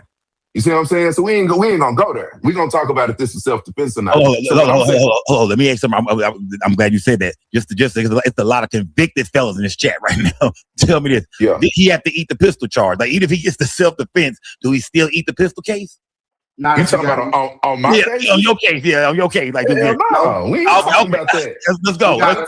We got two. Yeah, I'm gonna have to agree with Daddy. The donation was $750,000. However, the attorney was $75,000. That's what I heard. Now, I'm not sure how true that is, but that's what I heard. The same thing. By the time after I get the whispering to that jury, man, they want to be done with him. Let's go. Grab the next file. You see what I'm saying? Let's go. Yeah. I just had to ask that. You know what I mean? So, like, there's a lot of felons in this crowd. They all look like, hold on, fam. Is there some hope? It's still some hope. Because at this point, you victim blaming. Yeah, it's two defenses, buddy. Drew, it's two defenses. It's self-defense and it's the necessity. I needed it or I'll be dead. You know, and if we can prove that, you know, he's not guilty of that as well. So and I'm gonna blame the state for victim blaming in front of the jury. You play like that. Yeah. Play then. In any other case, you ain't blaming no victim. You see what I'm saying? So, you know, short answer is nah, we ain't going for that. Let me see. Okay, shout out to UMC Smoke. I see you, UMC Smoke. Let me see. Mahim said, since nobody has actually saw the trial, you know what I mean? Since, you know, no cameras in the courtroom, a lot of people, you know, we just going off what was in the media, a lot of hearsay. He said, is there any way that the evidence against Karmelo could have been so overwhelming that the defense really didn't have anything to work with? So, you know what I mean? He's saying, you know, we didn't see the trial, but it seems like, you know what I mean, the evidence was just so overwhelming that is that maybe why Toby Shook and Mike Howard really didn't, you know, seem to do anything for him because it was, you know what I mean, it was just nothing to do. Well, go ahead, Mike. Well, they had the story about the cheerleaders, right? The cheerleaders that was threatened by the Melkow twins. Hold on. No. Hold on. A lot of people don't. We're not familiar with that. Some people ain't familiar with that story. Break it down. Just give us a little bit of that, because I seen somebody earlier asking about the history of the Metcalf boy. They was asking. Give us just a little bit of the cheerleader situation. Their mom just confirmed it 2 days ago. There you go. They bullies. The mom just confirmed that they were two freaking bullies based off what the damn cheerleaders was saying. And then I believe it was either Austin or Hunter that she was talking about. He sat up there and said that his hands were bisexual, meaning that he put his hands on a man just as fast as he would put his hands on a damn woman. Okay, so don't play. Metcalf mom or the mom of the cheerleader? Megan Metcalf confirmed this story that was under subpoena by Mike Howard. He subpoenaed the cheerleaders as well as the Frisco ISD school records because there was threats made by the Metcalf twins against their own cheerleaders. Here's the story. Basically, the twins paid for memorial. They were sorry. The school was sorry, not the boys. The team was sorry. Yeah. They got raising canes after the game where they lost to a team that they shouldn't have lost to. That team ain't won the game in 3 years. The cheerleaders in their own conversation at a separate table talking about the team, like, you know, they're not that good. Metcalf twins here, Hunter go off the deep end. Start calling them fat bitches. Excuse my language. That's terrible. Telling them that his hands is bisexual. Threaten them basically. Hold on. Hunter Metcalf threatening these cheerleaders. Hold on. The reason that I know this is because, not speculation. They were messy, fat ass twins. I've been working behind the scenes, so I've actually talked to one of these cheerleaders' mom. Oh, okay. That's sad. Okay? And I know for a fact that these records exist. There were statements written by these cheerleaders to Frisco ISD that told about these threats and how they was scared themselves to come cheer for the team because the Metcalf twins is on the team. That's a damn shit. They already threatened them, so they went to the. They said Daddy Metcalf was a fucking bully too, so that's where they get it from. Okay, And Austin would be alive if Daddy Metcalf was around showing them twins how to be bullies. Okay, if they would have kept their damn mouth shut, if they kept their damn hands to themselves, we wouldn't be in this predicament today. Let's not play. The coaches say, we need the Metcalf twins. Y'all, that didn't happen at the school. Y'all go tell Frisco police about it since it happened at the school. Coaches didn't do nothing about it. They go above the coaches. They go to Frisco ISD administration. They don't do nothing about it. Okay, but the records is there. Mike Howard subpoenaed the records and the cheerleaders. Now I don't know because I want. Lala Go Harder said Memorial High School was 1-9. That's terrible. At the trial, but to answer that question that Mahima asked, that's something that he could have used. I don't know if he tried to use it and the judge ruled against it, but what I do know from my sources, it said he didn't even subpoena Hunter. So how can you get it to that? The state made a strategic call. Just think about it. Why did the state not call Hunter Metcalf if that's his twin brother? There you go. This person died, and he's allegedly died of his twin's arm. His twin was the eyewitness. Why didn't they call him? He should have been a main witness. And they didn't call him because of his background and what they knew about him. And they didn't want the defense to go into that because now that would have probably shown him to be the aggressor in this situation with Karmelo. I'm going to pass it the truth, but I just want to say that truly the situation could have and should have been used to show that these boys will threaten cheerleaders. They liable to go all the way. Yeah. Okay. Okay, Mike. All right, guys. The phone lines are open. There's a number 682-812-9713. Guys, please make sure. Let's get these likes up, guys. I greatly appreciate it. Go ahead, like, comment, share, and subscribe. I would greatly appreciate it. Saying that, hey, he did his research. He didn't even talk to a couple of mommy people, and it's true. He's saying that, the Metcalf boys, they was hot headed. You know what I mean? They was ready to take it there, but like you said, the school need them. They linebackers. They on them boy. They on that cure team. They getting down the field. So them boys are valuable to the coaches at the school. So that might be a reason why these type of things, was swept under the rug, by the school. Drew, tell me this, fam. Do you think that the Metcalf boy, I know we don't know them like that. We just gone up a few things, but far as just what we heard about the story, man, of how this thing happened, man. Do you feel like maybe Karmelo Anthony was maybe afraid for his life? Hell yeah, man, he was. Afraid for really afraid Hell for yeah. his safety, man. I do.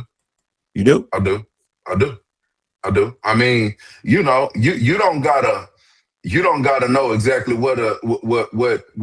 what someone's intentions are in walking up on you to know that they intend on doing something. You know what I'm saying? Like I told Mike, I wouldn't have even really focused on the whole fear of what one person was gonna do. I would have went with all four of them, all three of them. I was outnumbered. You see what I'm saying? I ain't gotta wait for you to knock my block off to respond. You see what I'm saying? I don't have to do that. The law doesn't require me to do that. Why would I do that? You know what I'm saying? So, you are allowed to, as long as you feel like you are about to suffer serious bodily injury or death, you can respond with deadly force. Now, it needs to be reasonable. You know what I'm saying? But like Mike told you, I mean, you have real force, apparent force, and, apparent force, that they may pick him up off the slab and he might not have nothing on him. I don't know.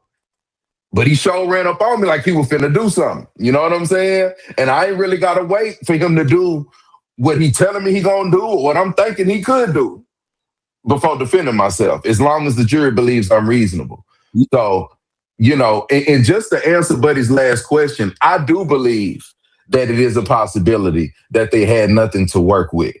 I do believe that. That is a possibility. Do I think that that's what happened? No. The reason I say I believe it's a possibility, because it's the only thing that explains that egregious dropping of the ball. It's the only thing.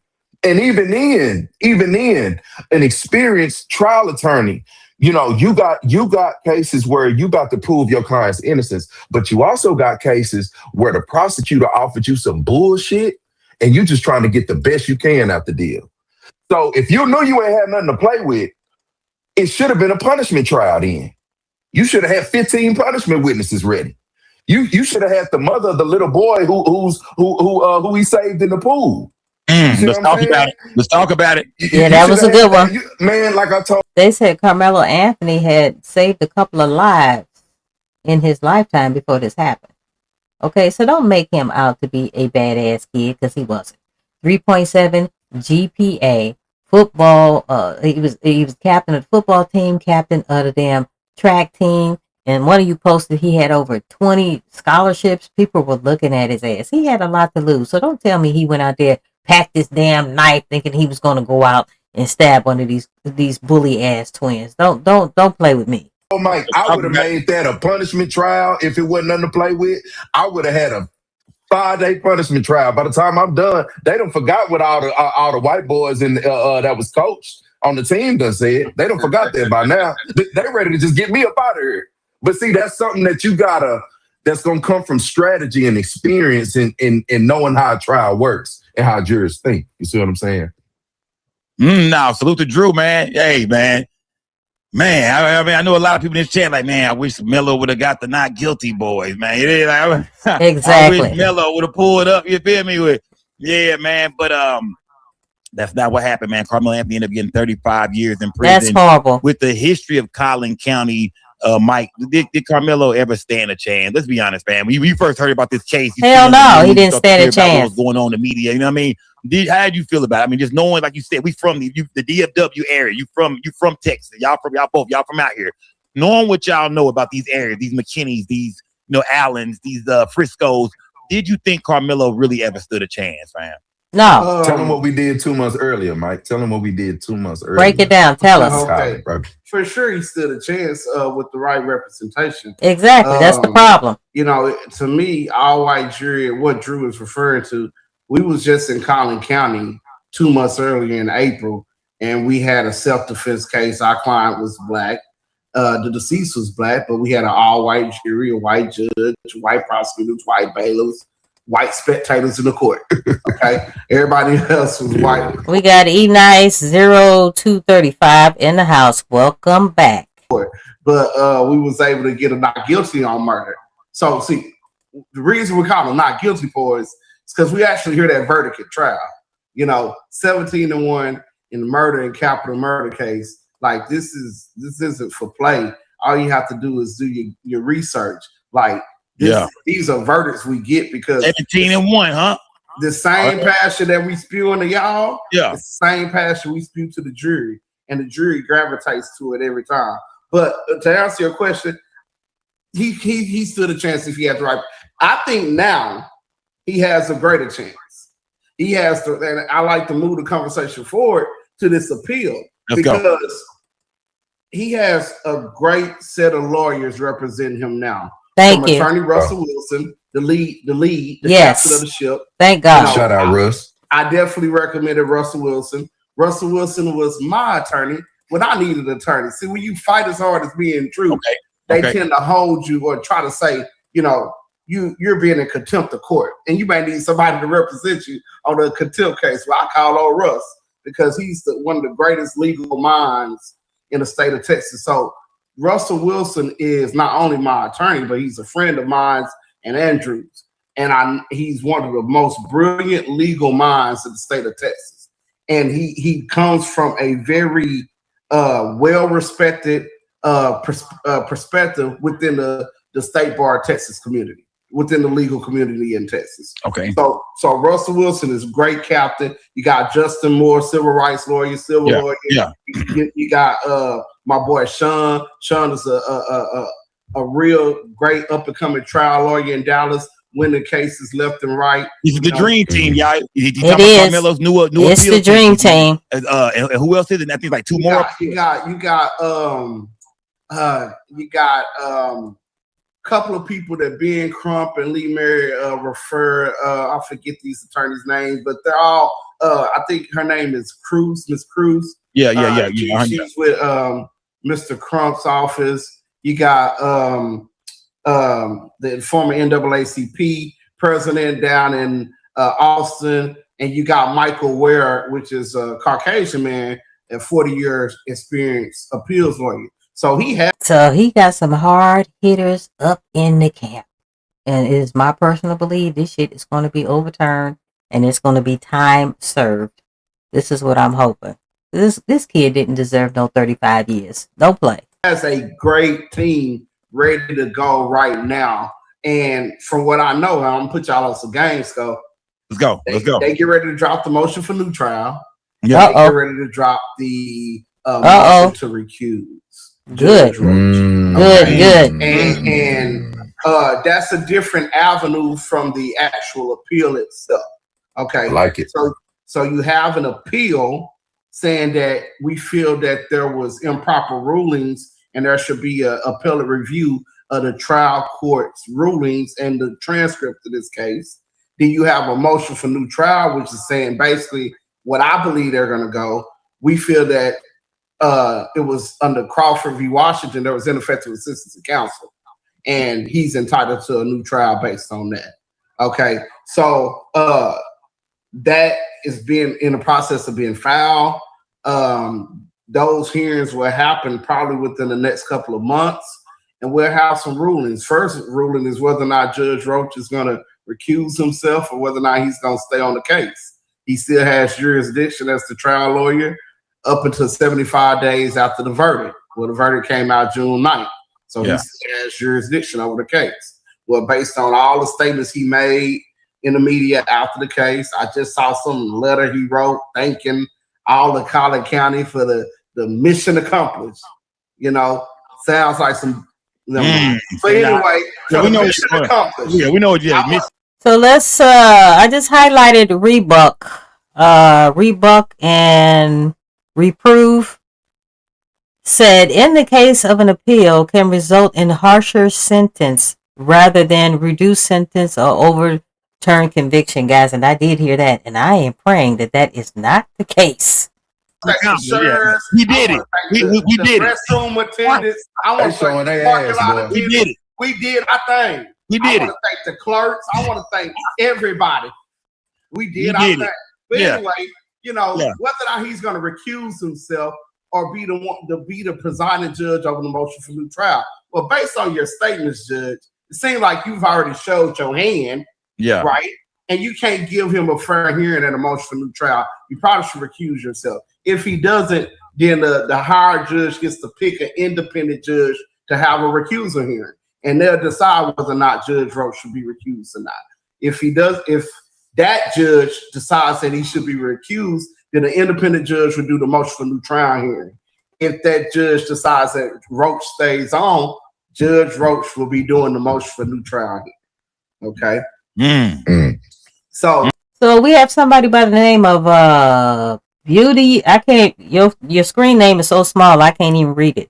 But Beauty says touching his backpack is robbery. Okay, guys, this is self-defense all day long. Don't play with me. You already know it. This is self-defense. Him putting his hands on him, him touching his book bag, or whatever the case may be. Those of you who are getting in here late, guys, if you rewind the video to the very beginning, you will see video footage and some guy sat up there and explained what happened. And I made sure I tried to zoom it in, guys. This blurry ass video shit is really pissing me the fuck off. You know, that's the law. That's the law. Dang, that's right. That's a hard pill to swallow there, man. Yeah. But if you don't get the motion for new trial, then he also has the appellate review with the Fifth Court of Criminal Appeals. And that'll be if they decide that there are appealable issues. And let me put this asterisk in there. There's only appealable issues if Mike Howard made them appealable issues by objecting timely in the trial. So I ain't seen the transcripts, but I know in the times where he needs to make objections to preserve the record for appeal, if he didn't make that objection, there's no appealable issue for Karmelo Anthony. So I know this great appeal scene that he has now is getting ready to comb through these transcripts and find all the appealable issues so they can put that in the appellate review. Tell me this, Drew. So Rebuck and Reprove said Karmelo did the crime. Do your time. And then we also have E Nice says 10 to 15. Guys, oh my God.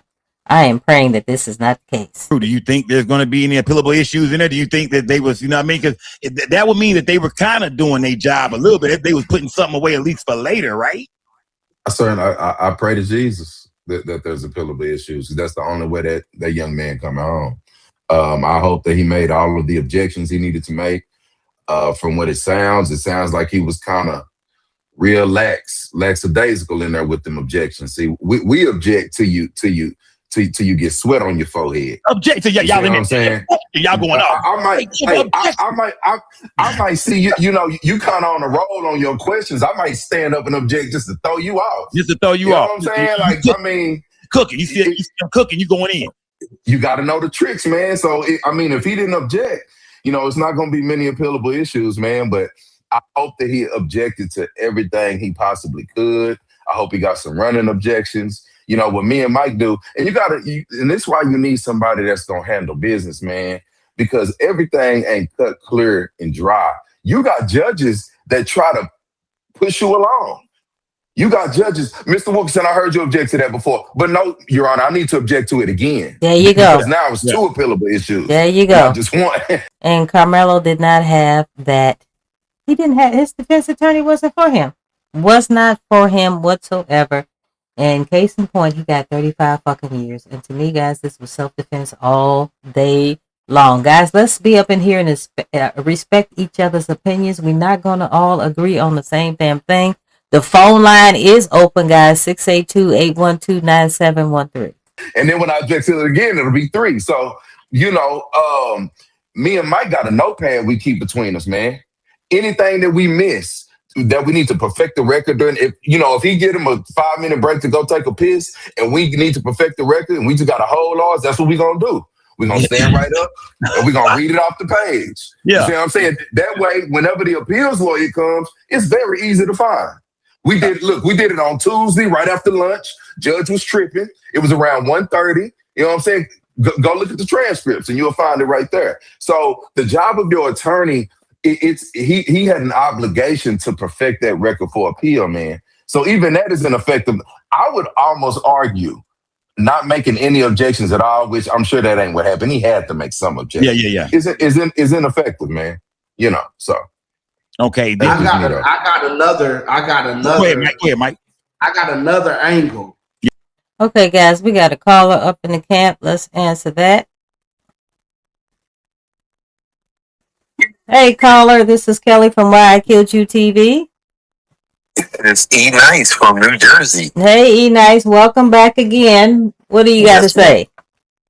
Not much. I just really wanted to hear your voice, but okay, you can hear my voice on YouTube. I wanted to hear them. Yeah, on the bleachers. I don't know. The evidence team, the cops, what the name is, they take pictures. They go take pictures of everything that was on that bleachers. Okay. Somehow, when I seen the pictures, I think somebody else pointed it out. They moved Karmelo's book bag to the 3rd seat to the 5th seat because they said they didn't want it to get wet because they put the knife inside the bag or something. But when they took the pictures, the knife was sitting on the bleachers. So you're saying it was in the bag? No, I'm saying it was out the bag, but they end up putting it in the bag when it started raining harder. Wow. Okay. That's interesting. You gotta do a little homework on that. Yeah, that's interesting. You can see the bag on, let's say, the 3rd bleacher, then you see the bag on the 5th bleacher. So right there, it's wrong. You can't touch that stuff. You're supposed to take pictures and keep everything how it's supposed to be. Yeah, that's interesting. So you think with this new defense team that he has, he's going to get less time or what? Because I think I saw where you put 10 to 15 years, if I'm not mistaken. Yes, ma'am. I just don't think in that state, to me, everybody knows each other. So they're going to get on each other's side and make sure they win, in my mind. They win is who is they? The prosecutors or what? The judge. I don't even know what you want to call it. That side, that team's got to win. Karmelo Anthony's father is very respected in that neighborhood or that area. Okay, so you thinking the Karmelo Anthony side is going to win? Is that what you're saying? I'm sorry. Like I said, I just woke up. Okay. I don't want to say white and black, but the other guy who gave the scholarship to the black guy, Jeff Metcalf. So you're talking about the Metcalf family is going to win again. Of course. Okay then. Okay, we have to wait and see on that. Yeah, because he's, like I said, he's known in that area. That's why he did that thing for that black guy to shade over what he said on the internet or whatever. Uh-huh. That's all rules. That's all. We this, we that, we this. You know who you are. You can see it when you hear the man talk. Wow. That's why I said, close your eyes and listen to a person. That's when you see him. Mm-hmm. Okay. And then we have Ma of Deuce. She says they moved the book bag and placed it on the blue tarp to hold it down. They moved the tent. Heck, they moved everything. So she's pretty much agreeing with what you're talking about. And I don't know that lady. But like I said, they moved, like I said, they moved the tent. They moved a couple of things that I know of in a evidence screening or whatever. You ain't supposed to move nothing. Exactly. Well, take pictures and then put it in a bag. Okay. All right. But that's just my opinion. Love to hear your voice early in the morning. All right, then. I have one question for you before I leave, please. Sure. What branch of service was you in? I was in the Army for 20 years. 20? Yeah, I did 20 years. You was a veteran, okay. Yeah, I'm a veteran. And thank you for your service as well. Yes, ma'am. I only did about 4.5, but I was in the Navy. Oh, okay. All right. If you see the BDUs, that's a special outfit. Navy people don't get BDUs. You know what BDUs are, right? Right. Uh-huh. Yeah, the uniform has changed quite often. Well, no, they never had BDUs. Navy people never had BDUs. Y'all had all that white stuff, huh? Like y'all was selling ice cream. Yes. Okay, but thank you so much for calling. I appreciate you. No doubt. You be good, all right? All right. Bye-bye. Help them out, because they got to see a lot. They missed a lot. Like you said, that lawyer wasn't on his side. He missed a whole lot, and don't let them say nothing. You tell them something. Okay, then. Thank you so much. All right, man. Bye-bye. All right, guys. Let's listen to the rest of this video, guys. They was moving shit. Moving the knife, moving the book bag, moving the tent. That's cray-cray. Yeah. To get Karmelo home. This is probably the most. He said he has another angle of getting Karmelo home. Let's hear this, man. Salute to everybody in the building, man. Break it down, Mike. What's that other angle, fam? This is the most untalked about angle to getting Karmelo home. We in the middle of election season. Well, let's listen now. Let's listen up. Democrats and Republicans. Oh yeah, he go down over here. He go down over here. Right now, while we're in election season, our governor's seat is up this upcoming election. Now's the time. Somebody needs to be calling. What's her name? Running against Abbott? AOC. I think that's her AOC. Hey AOC, we want to talk to your headquarters. How do you feel about this Karmelo Anthony verdict? Where do you stand on the Karmelo Anthony verdict, Miss AOC? Would you be willing to come out and make a public statement in support of Karmelo Anthony? Because you want to get some votes, right? This is one of the most contentious things going on. So if we can, because while Mr. Abbott is in office, he has a 0% chance of getting a pardon. Okay. A pardon is the way to get him home. Yeah. Okay. But if we can somehow get AOC, I know we in Texas. I know, this is the good old boy state. We may be outnumbered, but that is an outlandish idea. I just want to put out there, we may need to get around the right candidate that can push to get this boy home as well. Well, let's get it together. Let's get it together. Drew, let me see. Hold on. I'm have y'all both one at a time. Let me see. So Drew, tell me this. Let me see. Hold on. Where do I want to go with this, man? Hold on. I think you might have a little echo while I'm talking. Hold on. Yeah, there's an echo on your side, not on my side. I want to go to Drew real quick, man. Tell me this, bro. When you go in here, Drew, this is, let's talk about the appeal. The appeal. You know what I mean? When you go in here, fam, do you with everything that's happened, after the trial, man? You know what I mean? After everything we've seen play out in the media, we heard Jeff Metcalf, the dad, speak out. We seen Judge Roach do an interview. When you go in there this time for the appeal, if the appeal is granted, when y'all go in there for this new trial, do you play the race card? Okay, since we're talking about race, let's talk about Charleston White, the comedian. Now, he started off on the Metcalf side, then he went to the Karmelo Anthony side, and I guess him and Karmelo Anthony's father sort of kind of fell out. Then he went back over to the Metcalf side. Guys, we're not sure what the fuck this guy is doing. The guy is weird all day long. I don't even know why he is involved. So now he has created, and this is an insult in my opinion, he has created a t-shirt because Jeff Metcalf called Karmelo Anthony a watermelon felon.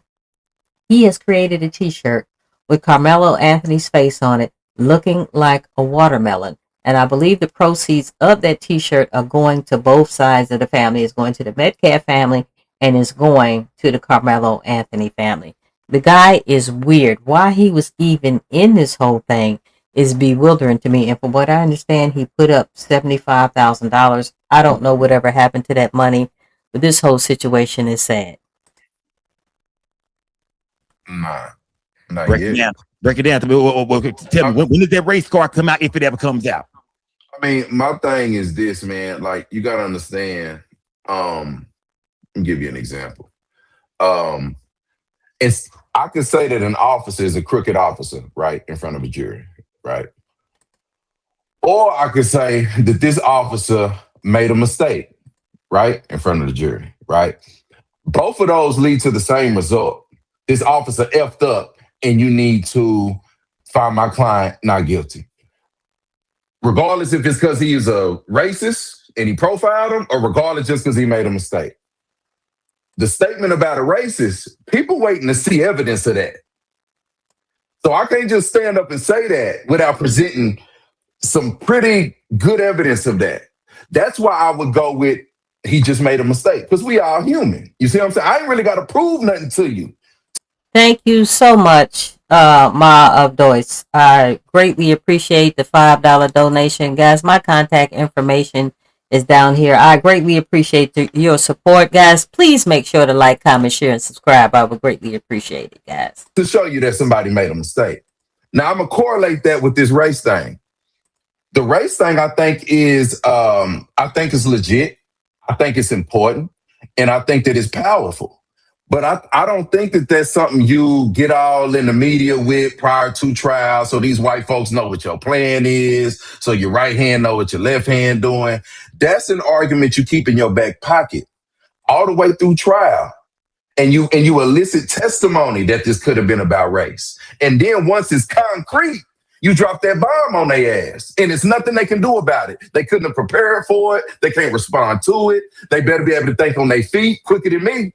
Because it's over with. The blood in the water now. So when we think about the late great Johnny Cochran, right? Mm-hmm. That's kind of how the OJ trial was kind of won. Was once he could prove that something. You know what I mean? Once they proved that it was race involved. You think that's kind of how? I ain't saying OJ did it or didn't do it. You know what I'm talking about? Okay, welcome to the room, Marshall Washington. Says, how are you doing this morning? Doing great. Hope you're doing well as well. Wondering what happened to the black judge. They scared this black judge off. And the main reason why they scared her off is because she had reduced his bond. And so everybody was pissed off about that. So, guys, she is getting threats right up to this very day, and that is sad to me. I'm just saying, far as him beating the case, do you think that Johnny Cochran was, I mean, a legend, RIP to him. Do you think that was a real, like a professional move or basically a move that OJ needed? Once they found out that cop had a racist background, they took it from there, and OJ was found not guilty. The race thing, and if the glove don't fit, you must have quit thing, those are trump cards, man. you don't play your trump cards first. I don't play spades, but I'm pretty sure that you hold something in your hand until the end of the game to make sure you break. My information is also in the description, guys. If it's, I thought it was, I might have to make that bigger later on. Thank you so much for pointing that out. You know, so I mean, it's a trump card, and you know, I think it was a lot of talk on the internet, and I think that the enemy, whoever the enemy is, got a chance to prepare themselves for what was going on. You know, think about it. Why would the DA ask everybody up there, is it about race? How they know? You see what I'm saying? It is about race. It is about race. Don't play. How you coming? And he's trying to ingrain that in the jury's head that race ain't got nothing to do with that. But if you would have kept that in your pocket, and on top of that, you a white man too. It ain't me screaming in front of the mountaintop. They might think I'm just having a bad day. You see what I'm saying? Yeah. But you a white man too. You drop that on them as a white man. Like, look, I relate to y'all. I probably came up how y'all came up, but I'm starting to notice some things that are going on in this trial. Do you notice it too? You see what I'm saying? Look at me. Look at you. Yeah. How can I notice it and you not notice it? You see what I'm saying? But you do that a whole year going up to trial. I mean, they probably was prepared for it, man. Okay. Now, so and look, I see I want to say shout out to my chat. I see everybody in the chat. I see it was 2 more questions earlier, man. Chicago. This is KJ. KJ said, do these 2 lawyers think that all the hooping and hollering out in front of the courthouse helped Karmelo? Do y'all think what happened outside the courthouse, played a role with what happened inside the courthouse? I don't think it played a role, but I don't think it helped. Let me tell you something. People were pissed outside of that courthouse, but what I disagree with is that you had some black people was rolling up on some white people, say, hey, I heard you were one of the jurors in the Karmelo Anthony case, and guys, these people were physically attacking these people, and most of them were white. I don't agree with that at all. But I also understand it. I understand the disdain amongst the black community for what's going on. I understand that. I understand the questions. I understand the lack of patience for these types of situations. So I ain't judging, but you asked me, do I think it helped it? I don't think it helped it. You know what I'm saying? No, I don't think it helped either. To see everybody out there and they on their way. I mean, this was going down out there. I was out there. I was out there. This person could be a juror walking by you. This person could be a juror. You see what I'm saying? So, I don't think it, but I totally do understand it. And honestly, I support it. So I know they sound like a hypocrite, but I support it. What about? As long as they were peaceful out there, not causing a bunch of commotion, they should have been out there supporting Karmelo Anthony. And matter of fact, guys, I am from Texas.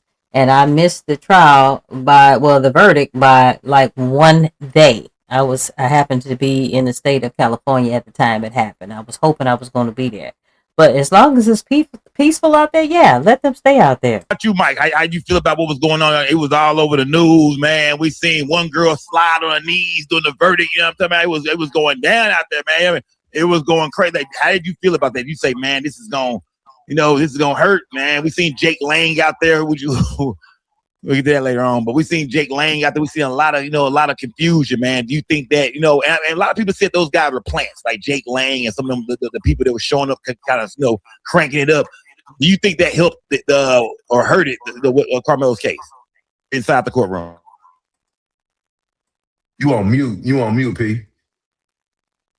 Come on now, bring it. You back? You good?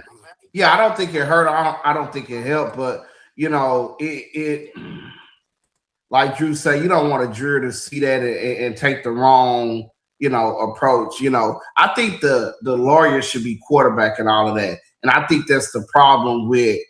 And I support all of the activists. I support all the protesting, but I think that they should be working in cahoots with the attorney just to make sure that we want to make sure. So Ma Abdos said that really happened. I'm assuming you're talking about my comment as black people were coming up to white people and saying, hey, I thought you were a juror. And they were being attacked, guys. That's some senseless shit right there. Y'all doing too much. Sure, we're not doing anything on our end that could be heard to defend it.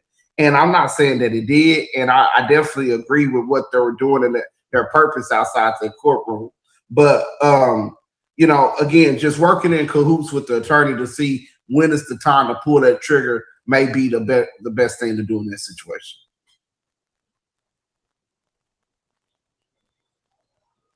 I'm gonna drop that link in the chat too, gang. Salute to Cali Dre. What's good, my boy? Salute to everybody in the chat, y'all. Look, we got Mike Campbell, we got Andrew Wilkerson, the Not Guilty Boys in the minute, man, in the building, man. Make sure y'all go follow them on everything, gang. Follow them on YouTube, Instagram. Hey, Jenny, welcome. I'm not really following what you're talking about. They upset our families have and make plenty of that seated, and it looks like some emojis, one being a watermelon. I don't know what the other one is. Can you elaborate on that? I'm not really sure what you're talking about. Guys, make sure you go ahead and like, comment, share, and subscribe. Guys, the phone line is still open, 682-812-9713. Where y'all at, man? Y'all everywhere, man. Let me unmute Drew. Where y'all everywhere, man? Where can they find y'all at, man? Instagram, attorney Andrew Wilkerson, attorney_Andrew_Wilkerson. Mike got his handle right there, attorney_Mike Esquire 25. We got the Not Guilty Boys page. Please subscribe and like our page on YouTube, Not Guilty Boys. We just trying to bless y'all game, man. This is a different conversation in our community that I think our community needs, you know, and it's just better when everybody's well informed and educated. Yeah, we know what to do if something happened to y'all in this situation. Most definitely, man. Yeah, it's a few cats in here gonna need y'all. Trust me, it's a few cats in this chat. Oh yeah, they live in foul. They gonna need y'all for real, man. But this is where things get a little fun right here, gang. This is where we get a little fun right here. I put that link in the chat, gang. Yeah, I see y'all been throwing questions here all night. Y'all want to pop up. Y'all want to pull up, man. Be respectful. Be cool. Get to the question, man. If y'all want to ask the Not Guilty Boy, because it's not every day they here, man. Y'all go check them out on their podcast, man. They doing their thing over there, man. If y'all want to hit the link, I pinned the link in the chat, gang. If y'all want to pull up and get a good question of y'all, ask them something that matters, man. Something we've been talking about, something that we really want to know. Y'all pop out. And there we go, man. There we go. Let me see. A1 Capo, you in the building? You better know it, my guy. What's the word? What's good, my guy? The Not Guilty Boys in the building, fan. I see you had a question, fan. Hey, look, you can get it off yourself, fan. Yeah. For sure. So I watched all the footage, you know what I'm saying, from the arrest, right? I don't remember seeing him Mirandize not one time. So was his Miranda rights violated or no? They were saying it was a great possibility that the Miranda rights weren't read to Karmelo Anthony. Do y'all know? I know we've seen the video. I didn't hear him reading his rights in the video. Yeah, exactly. So what I'm thinking is he was doing a lot of talking. I'm not alleged. I did it, this, that, and the third, right? If he wasn't Mirandized, could that be used against him or no? Especially because he didn't have a parent. There you go. A parent with him. He's a minor still. So I'm just trying to figure all that out. You want to get that mic? You want to grab that mic? Yeah. Can you hear us? Who's on mute? Yeah. You know, Miranda is not a perfect defense, okay? Because Miranda has some exceptions, and one of those main exceptions is exigent circumstances. So in those situations where the police may think people's safety and securing the safety of the people and evidence is a bigger priority than Mirandaizing someone right then and there, then that's not going to play a role. They have the right to Mirandaize them later at the precinct or when they go before the judge. So Miranda is not just a perfect defense. Also, this is why I tell my clients, and I'm telling you guys on the chat, when the police say you detained or arrest, don't say nothing. Don't say anything. So a lot of you are agreeing that the Miranda rights weren't read to Karmelo Anthony.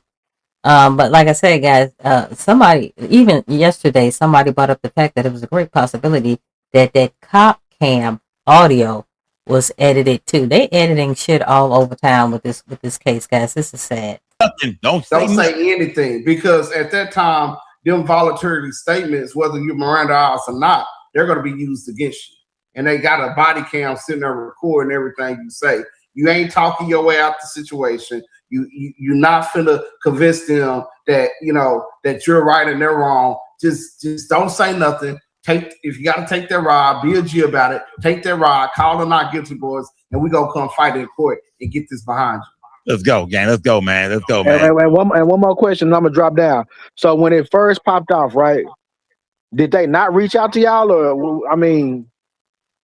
I'm not understanding that. I feel you, because I seen the slogan, "You don't know what to do, call Drew." I seen it. For sure. Nah, man, they didn't. They didn't reach out to us. A bunch of people, I can say I probably saw at least 20 to 25 people recommend that they should. A bunch of people reached out to me and asked me to call. However, with this being a highly contentious case, and that's not really how I do business. If they would have called, we would have set up a consultation and we would have advised them on exactly what we can do for them. And the good thing about our consultation is even if you don't hire us, you know what to tell the next attorney to do. Wow. You see what I'm saying? So for some reason, like I'm really feeling how they operated, and I'm really like bummed that the Anthonys did not reach out to them. I think it's come out that they were told not to speak to certain people, were they told not to speak to us? Well, they didn't speak to us. Somebody was hating, man. Who was hating, man? Somebody was hating, man. Is 1 + 1 2? Do with that what you will. You know what I'm saying? Hating, but it ain't no hard feelings either, though, man. And honestly, because that's why I appreciate the fact that y'all didn't put no ego in it. The fact that y'all didn't get the call, y'all was still trying to help that young man. Good. And that ought to be something that everybody that's looking for somebody, and that's the way it should be, to help them. Hey man, that right there speaks volumes right there for sure. Appreciate that. Salute to A1 Capo, man. Appreciate it, salute, man. Salute to my guy A1 Capo, man. Salute, that's a good first call, bro. You got man. Let me, Toy, come back here. Toy, I seen Toy was back here. Come pull up, gang. Yeah, I got some people back here for sure, man. They want to holler at y'all, man. Let me see. A few minutes. Let me see. Yeah, Haiti. You in the building, Haiti? Yeah, I'm here. Okay. Talk to me, Haiti. All right. Hey, how y'all doing? I salute to y'all brothers. There we go. I really have a question to ask y'all. Okay, so this is my thing. When they had a body cam and he didn't have no blood on him. Okay, if you doing true that. If you all I saw was some like a drop of blood on one of his fingers when he got into that damn police car. I didn't see blood all over the place. Doing this, say he did that. He stabbed that person. Why wasn't no blood on him? He wasn't bloody. True that. And then on the police report, it said 2016. So what do y'all have to say about that? And he had no blood on him. I think you're referring to the body cam that said 2016 at the bottom. Yes. And then Melo didn't have no blood on him at all. So how did he do that? I think that's legitimate. Go ahead, Wadi. Okay, is she trying to say that the body cam had the year of 2016? Because if that's the case, that's even more proof that this shit has been edited. Well, as far as the blood thing, you got to understand, our job as attorneys is to zealously represent you. It's to tell you the good, the bad, and the ugly, but it's also to tell the truth about what the evidence is, right? So he said he did it, right? So I mean, and that's coming in as an opposing party statement, as a non-hearsay use, as a Fifth Amendment statement. He could have been silent, but he wasn't. He didn't know to be. So he said he did. So to present that as an issue in front of the jury would seem like something we probably could spend that time doing something else. You see what I'm saying? Because they not running from that. I mean, it sounded like at first they wanted to do self-defense. You can't claim self-defense and not. So my adults said, I think the blood on his finger was from him scraping his hand on the bleachers. That's a possibility. And the thing is, guys, the knife, when they took a picture of the knife on the bleachers, it was like in almost the closed position. So you mean to tell me he stabbed him and had a chance to close the knife and then almost close the knife and then take off running? That don't make no sense. Admit that you killed him. Now, did I murder him? No, because murder is a legal term and it has a legal definition. Now, was it a homicide that occurred? Yeah. But this wasn't murder. It was self-defense. But my question is that all the other people that was like the dude that was putting the stuff in the trash can, then the other dude that was getting naked and took off his clothes and the shoes and all that, like what y'all think about that? I think those are all valid questions for his defense lawyer and what he did with it. Hey, Gina, I'm getting lost on what we keep talking about this watermelon. I'm really getting lost on this, sis. It's probably, if we was his attorneys, it's probably legitimate questions we would have raised. I mean, we don't leave no stone unturned. So, the blood with the medical records, with the autopsy, with the angle of the knife penetrating the chest, we would have went through all of that to see if it would all matched up. And if it didn't, then that's us raising some doubt for the jury. Okay, salute to Haiti, man. Salute to Haiti for popping out, man. Salute, salute. I hope they answered your question. Let me see. Toy, you in the building, Toy? Unmute your mic, Toy. There we go. Can you hear me now? We hear yeah, you. Go ahead. Go ahead and talk. Salute, Scott. Salute to the chat. Hey, y'all. Thank y'all for coming through. I got a question. Like, as somebody that I feel like I know the law, I get up here and be arguing with these people a lot about law terms and shit like that. I feel like with this case, this young man was railroaded, and a lot of people kept saying, "This is Cali County. What do you like? What do you expect? What do you expect?" Y'all two being two attorneys, like, how do you go into a situation where the jury, the people again are already got their mind made up? Like, how do y'all fight against stuff like that with racism, basically, in the courtroom? I go in prepared. I go in over prepared. I under promise and I overperform. I go in there prepared. I go in there and I put Karmelo on the stand. I don't care what evidence they got against Karmelo. I'm gonna overcome it. We're gonna look it right in the face, then we're gonna overcome it. I'm subpoenaing the Metcalf boys. I'm subpoenaing them cheerleaders. I'm subpoenaing the coaches. I'm going at each one. Guys, type a 1 in the chat if you think if the Anthony family would have hired these attorneys, he would not have gotten the time that he got. Type a 1 in the chat if you believe that, because these guys are monsters. They dropping some game up in here. Them high schoolers like they a detective on the force. Somebody gonna crack. Right. Somebody gonna crack. All 21 of these people not finna tell the same story. The streets ain't like that. School ain't like that. Church ain't like that.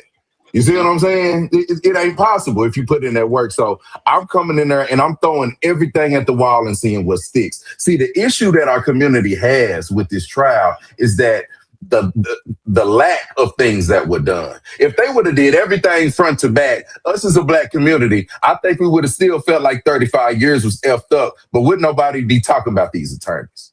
You see what I'm saying? Right. I mean, because one thing that's true, no matter what, is the time don't match the action. True There's that. no plan. True that. This exactly. was a split decision that had to be made, and don't nobody deserve 35 years for no split decision. True that. And especially when it's they own, safety on the line. Go ahead, Mike. And my thing was go ahead, Mike. I'm sorry. No, go ahead, Troy. The thing with me is that I feel like he should have walked because they charged him with murder, but they didn't prove it. So if that's what y'all charged him with, then he should have walked. They didn't add the lesser until after closing arguments, and that was a red flag. Like, why you add that at the end after closing arguments? Now y'all adding the lesser of manslaughter. Now but and you dead on, because it's multiple ways to skin this cat. See, we just trying to get him home. So if we gotta, in the middle of our murder trial, we gotta pivot to manslaughter, we gonna start pushing manslaughter. Okay? If they ain't buying our self-defense claim, we can't beat this murder, we gonna start pushing the manslaughter. Because guess what? He's probation eligible under manslaughter. So like Drew saying, to answer your question, Tori, we gotta know the law better than them. We gotta know the facts and the evidence better than them. This we is just so gotta be sad. ultimately more prepared than the other side. This boy did not deserve 35 years, in my opinion. This was self-defense all day long. I keep saying this in all videos I make concerning this case, okay? If Austin Metcalf and his bully-ass brother would have minded their damn business, guys, we would not be in this damn predicament today. We would not. If they would have shut the fuck up, we would not have been in this predicament. Going into the situation knowing where it's a away game and we outnumbered and the ref will be cheating. See, Drew is a competitor. Drew played D1 sports. So we put in hours of preparation. Just like you preparing for a game, you practicing. You got to go work out. You got to go run. You got to go watch film. You got to get ready in multiple avenues for the game. And we put in that type of preparation. So, and I'm going to be honest with you, Tori, when me and Drew walk in, they asked us, are we defendants? They try to see our bar card. We've been doing this over 30 years combined. You know, they ask, you know what I'm saying? We've been doing this over 30. They done seen us before. It's still man, it is what it is. You know what I'm saying? And then Mr. Campbell, I want to ask you one question and I'm gonna drop down. Are you affiliated with Campbell and Son bail bonds? No, I'm not. Okay, I'm finna run down. I want to see this. So I do want to see He's affiliated with Providence. Hold on. Hey, Mike, hold on. Drew, hold on now. Drew, hold on, Drew. Toya, they are with Providence bail bond, man. So if y'all need to get bonded out, any family members, anybody, man, these guys ain't no Providence joke. Bail bond, man. That number is 945-275-1896. You did. I'm gonna say it 945-275-1896. There you go. Bail bond, man. A lot of you cats in this chat need to be bonded out. Yeah, for sure. Let's go. They ain't no joke. Say the number. Y'all check in with these boys, man. Providence. I'm saved and faith sanctified and filled with the Holy Spirit. Them days is over. That's why I'm gonna get her up out of here right there. She lying. You know? I'm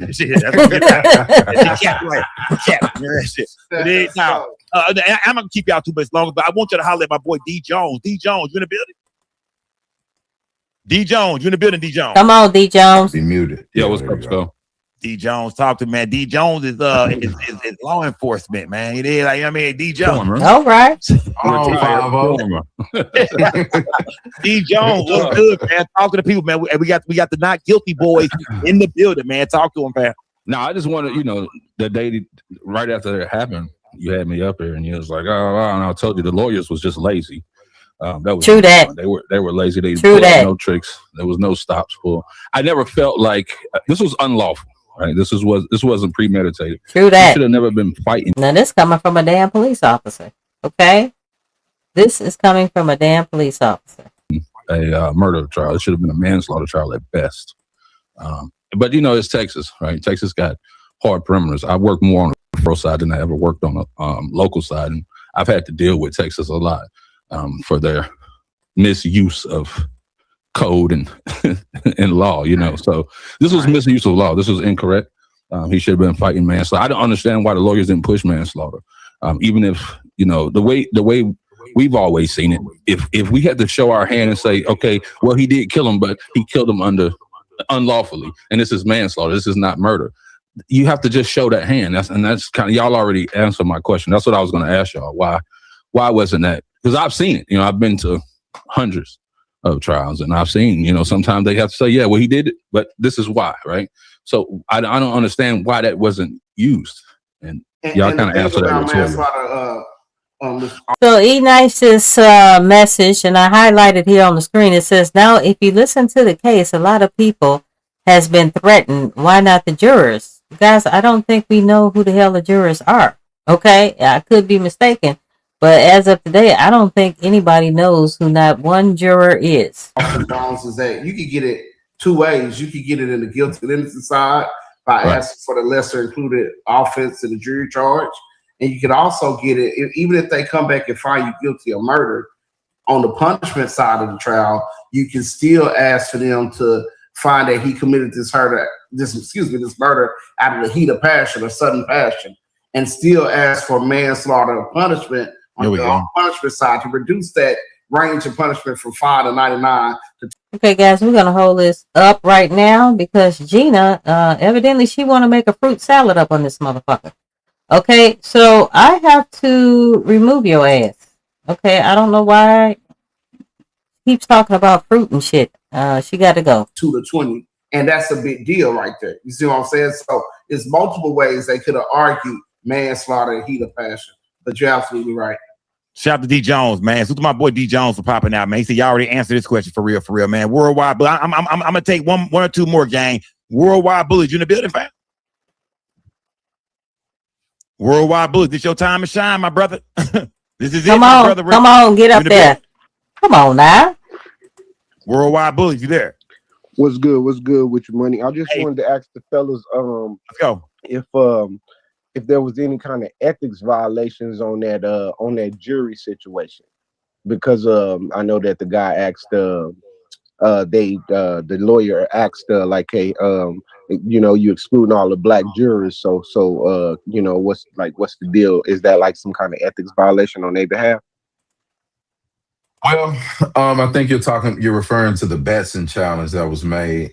I believe the judge asked the prosecutor, why did he strike all of those black people? And they said because they were educators and they didn't want to, they didn't believe they can judge their own students.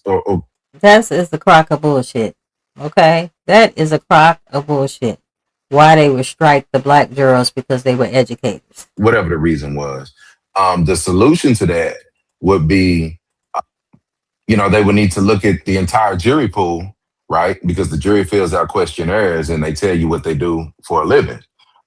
That's a question that's often asked. And if it's any white teachers, if it's any white cafeteria ladies, if it's any superintendents, anybody that got ED on their email, okay, EDU on their email that's in the school system, I'm saying that was it was a pretext. And what a pretext means is you just gave the judge a bullshit answer because you wanted all the black people off the jury. There you go. But once they showed that there were more people in education that didn't get struck, that would prove that there was a racial bias behind it, if they answered your question.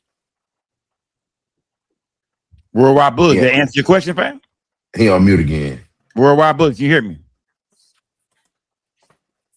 I don't know if you at work or what, Worldwide Buzz, man. Can we hear him the female? He's at work. Come on, y'all. Get it together. Brianna, what we doing tonight? She on mute. Hey, I don't know. Come on, y'all. Get the shit together. Tonight, man. No, you doing a good job. You doing a good job. Don't pull up, man. Yeah, I mean, but now we got the not guilty boys in the building, man. And so look, so y'all have a bail bond company, right? Yes, sir. Yes, sir. Did y'all work with the company? Is it y'all company? Like, I see the phone number there, Providence Bail Bond. Is that somewhere that that we need to call, man? I'm in Dallas, man. Sure. Anytime I got a risk, I used to go to Best Bail Bond. You know what I mean? So you tell me I need to go to Providence Bail Bond. For sure. Yeah. I do own Providence Bail. Okay, we got an interesting comment, guys. I highlighted it here on the screen. It's from Lawrence. Oh, I'm sorry. Your screen name is so small I can't even see it. Anyway, Lawrence says, I truly believe Eddie texted the twins and told them Karmelo was coming. Guys, we've been saying this for a long time. There's a great possibility that they might have set up Karmelo. They was not feeling Karmelo. Karmelo was from a 2-parent household. He was doing good. He was 3.7 GPA. He had a bunch of, scholarships waiting for him. He was ahead of the track team, head of the football team.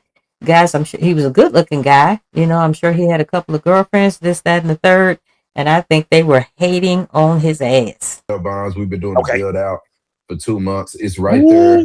Don't let me get in no trouble, Drew. Say, man. Don't let me get nothing. I'm calling you, bro. Yeah, I just say, man. Yeah. Man, come get me out, man. For sure. Yeah, it's right there at Camp Wisdom in 67. Right by the mall, right across from Texas Can. So it ain't open yet. It's that old barbershop, but it'll be open in about a week and a half. We're doing everything by email right now. Okay. The final finish out, we're gonna cut the red ribbon, man, in about a week and a half. Bro, y'all gotta invite me out, man. Y'all gotta invite me out, bro. I need to pull up, do a live stream with y'all, man. See y'all cut the ribbon, man, because I might need y'all. So I want to go ahead and get cool. I want to go ahead, meet the people in Providence, because I might need y'all. I know this chat for sure. This chat for sure gonna need y'all. These niggas are here, man. Case after case after case. Let me see. Sean Williams. Killing the game. Killing the game. Yes, sir. What's going on, fellas? What's up, brother? Man, cooling, man. All right, so quick question, man, because I really want to clarify this for everybody in the chat, because this is it's useful information. Can y'all explain what proportionate force means in self-defense? Thank you. Break it down. I think it means equal force. There you go. Good question. Break it down. I'm not sure if proportionate force is Texas law. I'm not sure if that's Texas law. The only thing you have to have, the key word is reasonable, right? So the entire time that I'm in front of this jury and I'm building my case and I'm cross-examining witnesses and I'm bringing my own witnesses, I'm trying to show that he had a reasonable fear of serious bodily injury or death, and he did. His action was reasonable. So it's about what he feared And it's also about what he knew about whoever the perpetrator was, too. You see what I'm saying? That's why the Metcalf's previous violence comes into play. Because if Karmelo was aware of it, he's like, I ain't finna let you do me like that.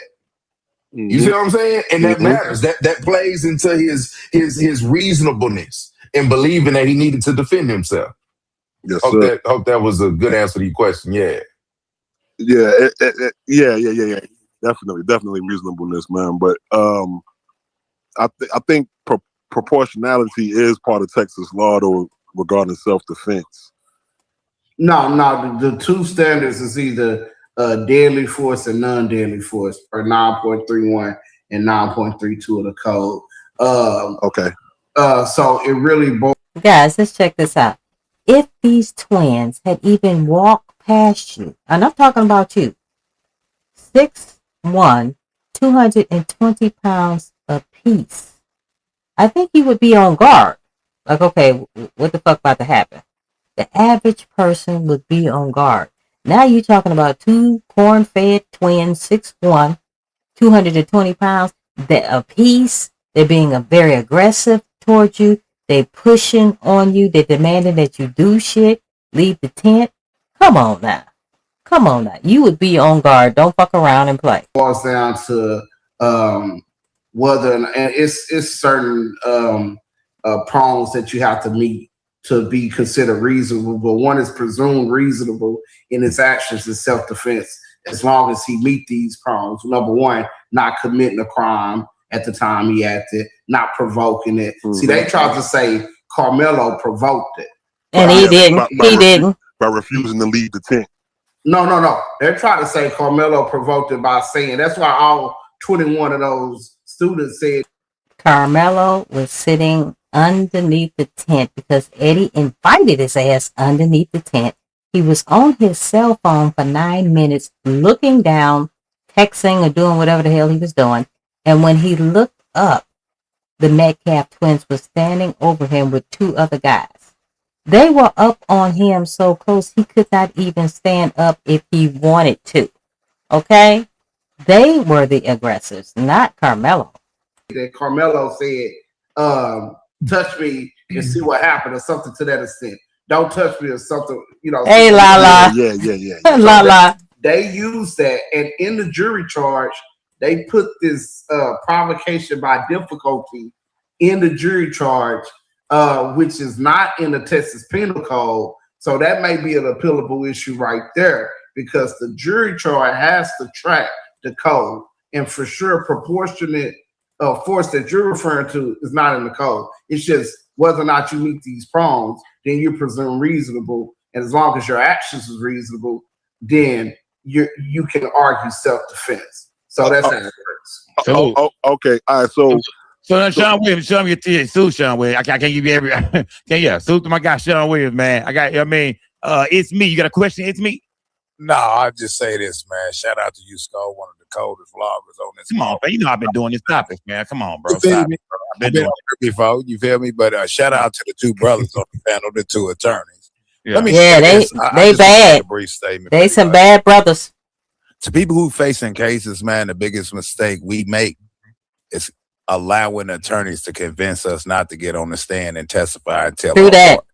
If you're an innocent man, get your bitch ass on the stand. Fuck your attorney. What you talking about? I advise you not to. I got to tell my side of the story to win the hearts of the jurors. You got to go up there and play the part. You even fucking guilty. Get your. All right, man. They had to delete his ass. He sound like one of my kinfolks, so He mad. I ain't messed up either way. I need him to talk to a couple of my clients. Yeah, look. I'm gonna say this. We go hard over here, but I told them we got company tonight, man. We can't act like we usually act. I said, look, He was going hard. Okay, guys, let's get these damn likes up. Okay, let's get the likes up, guys. That helps with the algorithm. Make sure you like, comment, share, and subscribe, guys. My contact information is down here. My email, my Venmo, and my damn Zelle. Let's get these likes up. They had to delete his ass. He was talking too much. Yeah, man. So I said, look, man, we talk crazy over here. But I said, tonight, man, come on, man. Let's keep it a little professional. But to answer his question,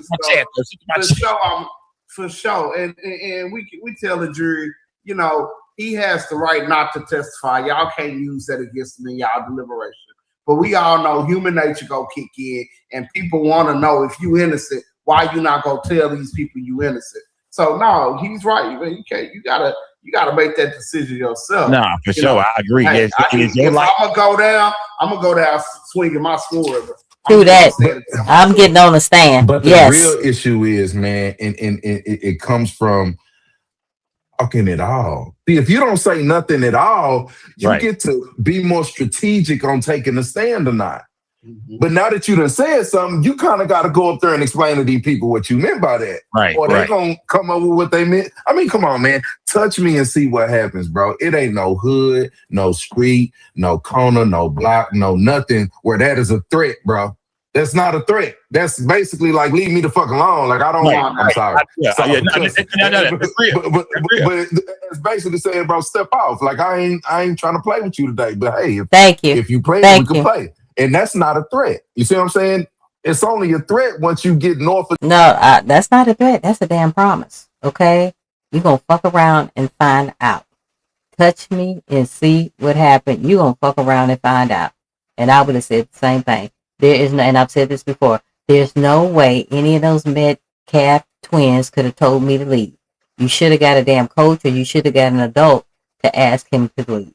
Okay, what was the big fucking deal about him being there any fucking way? Okay, if you would have kept your damn mouth shut, okay, maybe Austin would still be alive today. God rest his soul. George Bush.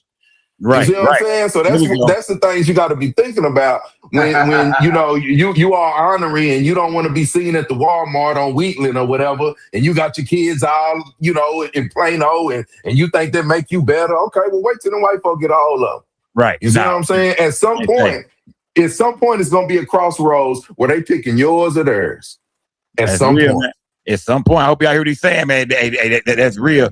Let me see. Hold on. I'm about to bring you up, and I think that was me. I forgot who that was. Let me see. KJ. Come on, KJ.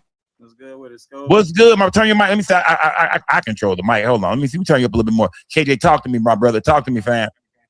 No, I just want well, shout out to you once again, you know, putting on another masterclass on how to do YouTube properly. There we go. Shout out to Scope. There you go.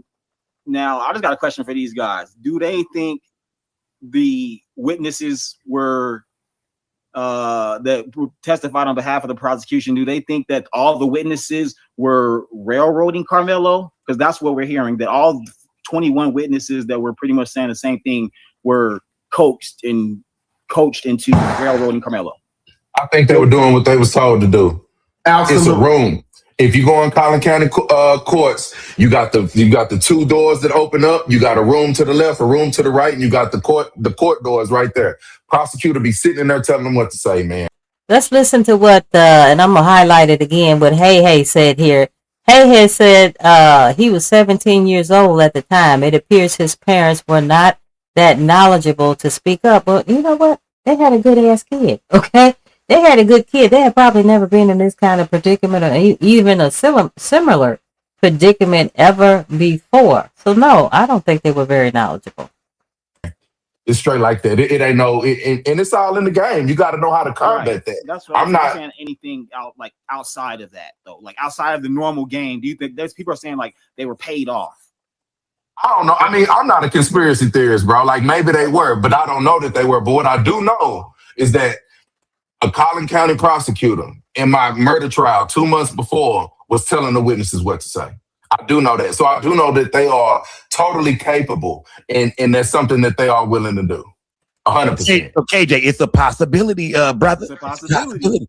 You know, I just got to ask the professionals. You know, 100%. You know, I don't be buying it when when the conspiracy theories are saying it. So, hey, Lawrence, yeah, Dr. Phil is a butthead. He is a butthead. That's for damn sure. He don't know what the hell he talking about. They can, because they in the courtroom. You know, I got to take a little bit of heed to what they say and come on, brother, take their record into account. So, you know, what I mean, I got to ask. You know, it's better than asking Queen 88 or Toya. You know what I mean? You just don't think to say. Yeah, I mean, yeah. Shout out to KJ, man. Yeah. Hey, salute to KJ, man. They kind of, you know what I mean? When KJ come up, you know, hey, KJ go against the grain. You know, he gonna say, you know, he gonna speak his mind. You feel me? Right. KJ is a Trump supporter. You know what I mean? And like I tell people, Yeah. I mean,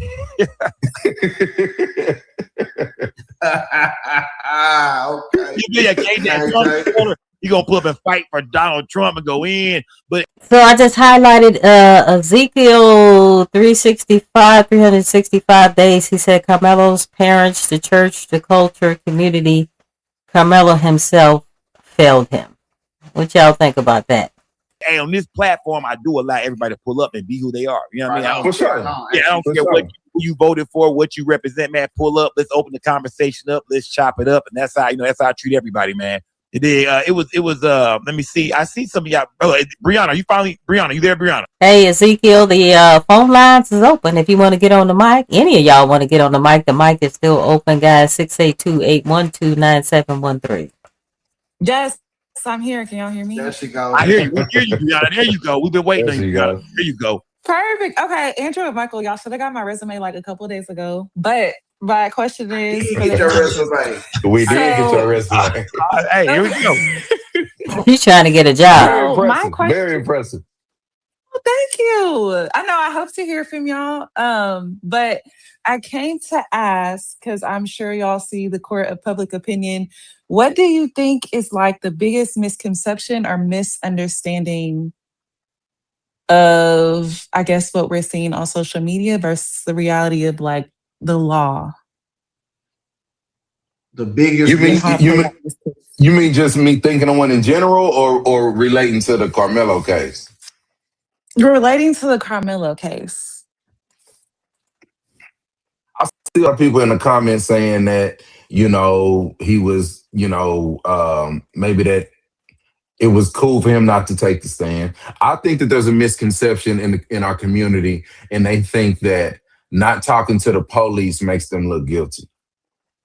I think that's the misconception. Let me tell you, 17-1 in murder cases, roughly like 48-3 in trial. Okay. I can tell you, I've never seen a jury, no matter how white or how black, I've never seen a jury hold it against a defendant for not talking to the police. Now, I have seen a jury hold it against a defendant for not testifying. I mean, everybody had. Y'all just saw that with Karmelo. But I think it's a big misconception. I think people really think like, dang, the prosecutor going to be able to say that I didn't try to defend myself and whatever reason. But I could tell you, like, if you got lawyers that know the law and that let the jury know what they can and cannot consider, and they object when the prosecutor tries to elicit that through testimony, a jury's not going to really hold that against you. It gives you the power to see what evidence they have against you before you put your narrative together. It gives you the power to basically control your own narrative. And it really ain't nothing more important than that. If Karmelo could have controlled his own narrative, if Carmelo's attorneys could have controlled their own narrative, I think it would have been a better turnout. I think the biggest misconception deals with the understanding of the self-defense laws. I mean, Texas is a stand your ground state. Yeah. He didn't have a duty to retreat. People say, Okay, is Michael answering? If not, I have one more question. You can't hear me answering right now. Can you hear me? No, I couldn't hear you. Okay. I'm sorry. Can you hear me now? I don't think she can hear you, I think we can hear you, but sometimes it's weird. The people want to hear the answer, though. The people want to hear the answer. Yeah. Hey, go ahead, Mike. Go ahead and explain to her. Go explain. But yeah, it's a misunderstanding of the law. Stand your ground, no duty to retreat. First of all, again, like Drew mentioned earlier, apparent danger is just as good as a real danger. So if somebody coming at you with a threatening manner and they reaching for their phone, but you thinking they reaching for that thing, you can kill them and claim self-defense. Another misconception. I don't have to wait till somebody. I totally agree with Lawrence. All of this could have been avoided if Austin would have just kept his hands to himself. If Austin would have just shut his damn mouth, we wouldn't be in this predicament today. All right, all of this can have been avoided. He should have. You don't have to wait to be attacked. You can throw the first punch. You can throw that first punch. I can strike first and still claim self-defense. I think there's a lot of misconception about the self-defense law. How does that happen? You throw the first punch and you can still claim self-defense. Now that shit is weird. That's being put out there in the public. I'm just here to clear that up because I think I'm a self-defense specialist. Here we go, man. There we go. Now, Suta Brianna, I don't know if she heard anything you said, man. Suta Brianna, though, man, y'all gonna hire her or what? Brianna trying to get on. What? Brianna trying to get a job. I'm just trying to intern. Hire her, please, somebody. We got about 7 murders coming up. Come on with it. Nah, Suta Brianna, I mean, no, I'm actually finna get y'all. I got one more person I want to bring up real quick, man. And I actually want to, I want to wrap it up with y'all, man. I know y'all been here, man, but we gotta have y'all back because the crowd going crazy. You know what I mean? The chat, they rock with the not guilty boys, man. I tell you that right now. Let me see Cali Dre. You in the building, bro? Cali Dre in the building. What's up, family? Come on, what's good, bro? Hey, listen, I appreciate you brothers, man, for coming up here and dropping all this wisdom and knowledge, man. It's much needed. Do you brothers work pro bono by any chance? Because I may have some legal issues that I need to, but my pockets ain't what they used to be. You know what I'm saying? Nah, fam, nah, bro. Okay, so Ezekiel, what proof do you have that they used the money for personal shit? Because evidently that was just some rumors, okay? And if that is true, then shame on them. But evidently that was some rumors. Evidently the father kept losing his job because he had crazy motherfuckers coming up to his damn job. Okay, so he kept losing his job. And then whatever I understand, guys, and I've said this before, guys, I live in 2 different states. My home is Texas, but I actually work in California. And so when that pandemic hit, everybody from California sold their $1 million houses and they took off to Texas, and that made the home prices in Texas like skyrocket. Okay, so now everybody's talking about, they tried to get a house worth $1 million. From what I understand, they were renting that house. Okay, and it's not like they're going to try to go move into the hood where things are going to be worse for their family. They already having a situation with their son. They're not going to move their children to the freaking hood. No, that's not going to happen. So, like I said, Ezekiel, if you want to get on the mic, you're free to get on here. And guys, everybody's opinion is not going to be my opinion. Okay, let's agree to disagree up on this camp. If y'all want to get on here, the number is 682-812-9713. Nah, that ain't my real question. I'm just fucking with you. That ain't my real question. I'm just fucking with y'all. Check this out. Here's what I want to ask. 2 things, right? The speed of the trial was one thing that stood out to me. And then the second thing is about the actual verdict, right? Because when I read the verdict for that murder, it's all about intent. But Karmelo's sitting there for 5 or 6 minutes. He's not talking. He's not doing anything to anybody. So doesn't that prove that his intent wasn't to kill nobody or not to hurt nobody? You know what I'm saying? So can y'all speak to that a little bit?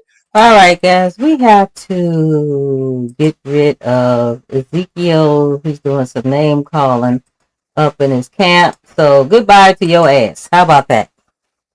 Yeah, when it comes to your first question about whether or not, well, let's go to the intent question. I think it's very clear that he didn't intend to kill nobody. Absolutely. I think he went there that day to kill anybody. He didn't go to the track meet to kill anybody. That situation True that. He didn't. And he was confronted by all these dudes surrounding him at this tent, and he had to make a split decision. Yeah, in most self-defense cases, you have to make a split-second decision, and it's life or death. The reason I ask is when I read both the laws, right? When I read the murder law, when I read the sudden passion law, it looks a lot more Nice, I'm not really sure what you're talking about. Can you elaborate? Like sudden passion, if you just reading the definitions, than it does to the murder, because the murder is filled with intent language. You know what I mean? Right. In my opinion. Right. You see what I'm saying? Right. I didn't intend to kill him, but it just went overboard. It just happened so fast, and I didn't have time to cool off. It just all happened so fast. That's the manslaughter argument. You make both those arguments in this case. You make the self-defense argument and the manslaughter argument. And what was the first question? The speed of the trial. That shit seemed real fast. Yeah, that was because of defense. That was fast as hell. And then, guys, they gave the verdict. It only took like 3 hours. And then the very next day, they shipped Karmelo to the prison that he was supposed to be in. And guys, they said that's not how it's supposed to work. Evidently, he was supposed to be in some isolation or quarantine, whatever the case may be, for a month before he actually got shipped to the prison he was supposed to be in. That shit was fast as fuck. Didn't call no witnesses, or have y'all ever seen a trial move like that in a murder case? Bro? It was fast. It was fast. They had trial on Saturday. They had trial. If we going to trial, we going to trial. They hate going to trial with the not guilty boys. Because I'm a subpoena. If you give me a witness list of 200 people, I'm a subpoena all 200 of them. Everybody. And everybody needs to show up to court and get sworn in because I may or may not call them. And you know what? If we go to trial, I don't let them rush me, because my client life is on the line. So while you worry about getting to your golf tournament, while you worry about getting home to your wife, I got to worry about my client going home for the rest of his life. So I won't let them speed me along. Working on the Saturday, that's unheard of. First of all, the case is unheard of. And he did it at. So, E-Nice, it seems like you want to chop it up with Ezekiel. Okay, you are welcome to contact him on his page. He ain't gonna be up in here starting no shit up in here. The most inappropriate time for the defense.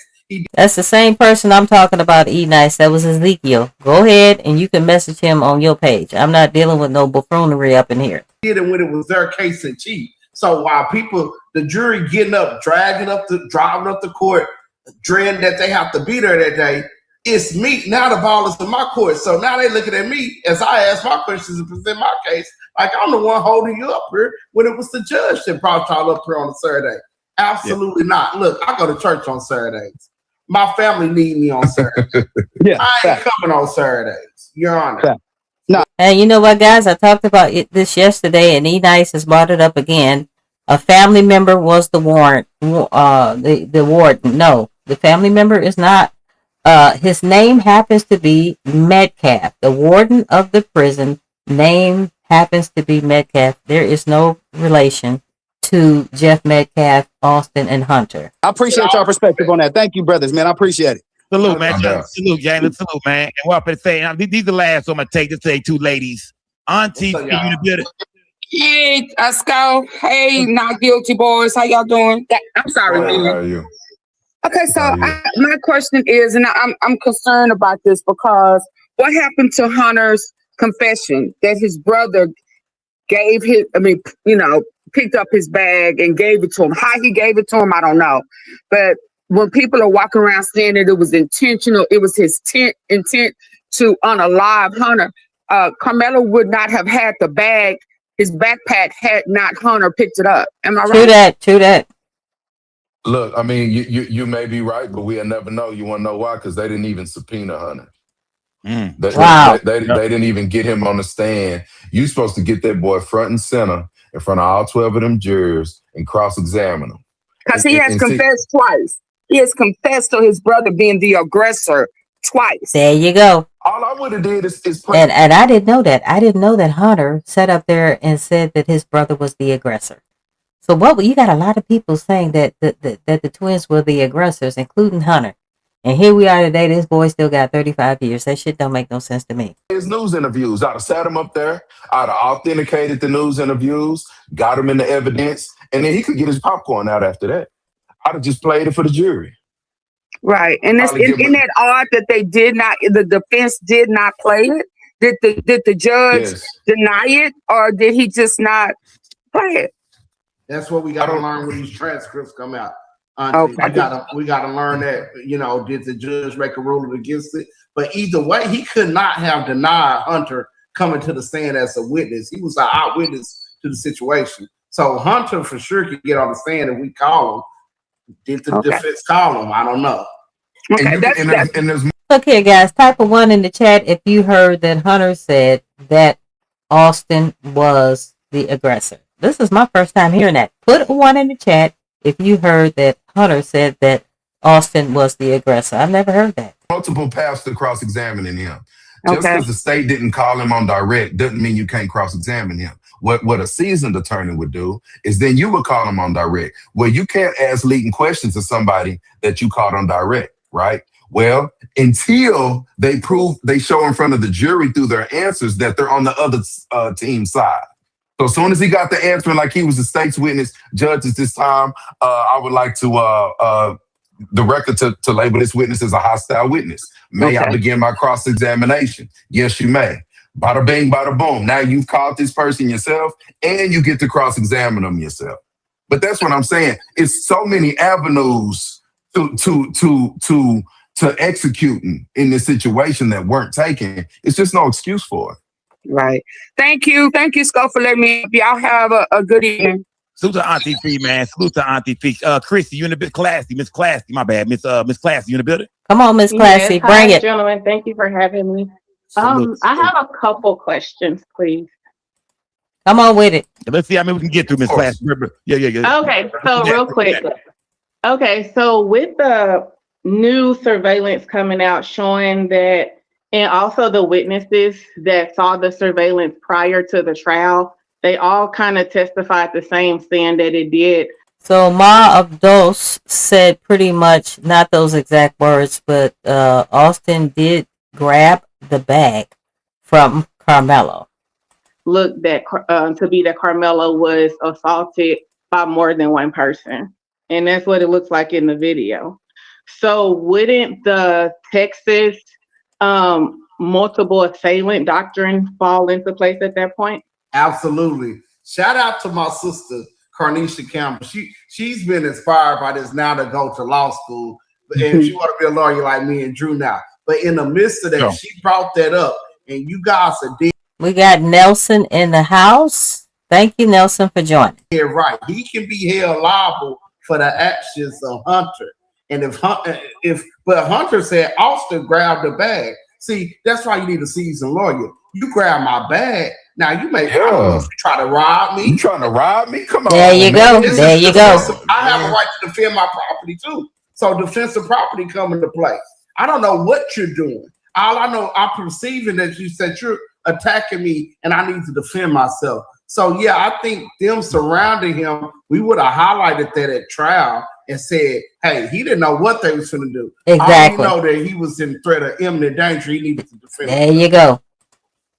So That's that why would mean that, like with the that's why he should have took the stand. Okay, but we already know his little lazy ass attorney probably told him not to. That's why we in this predicament today. 35 freaking years. Texas Penal Code, I think it's 9.3 if I'm not mistaken, but that would mean that everybody else, because someone died, would be responsible for Austin's death, not Karmelo. With the multi-assailant doctrine. Well, what that will mean is that I don't think everyone else, but maybe those group of people who was in that crowd that first confronted Karmelo, they could have been held liable to some extent.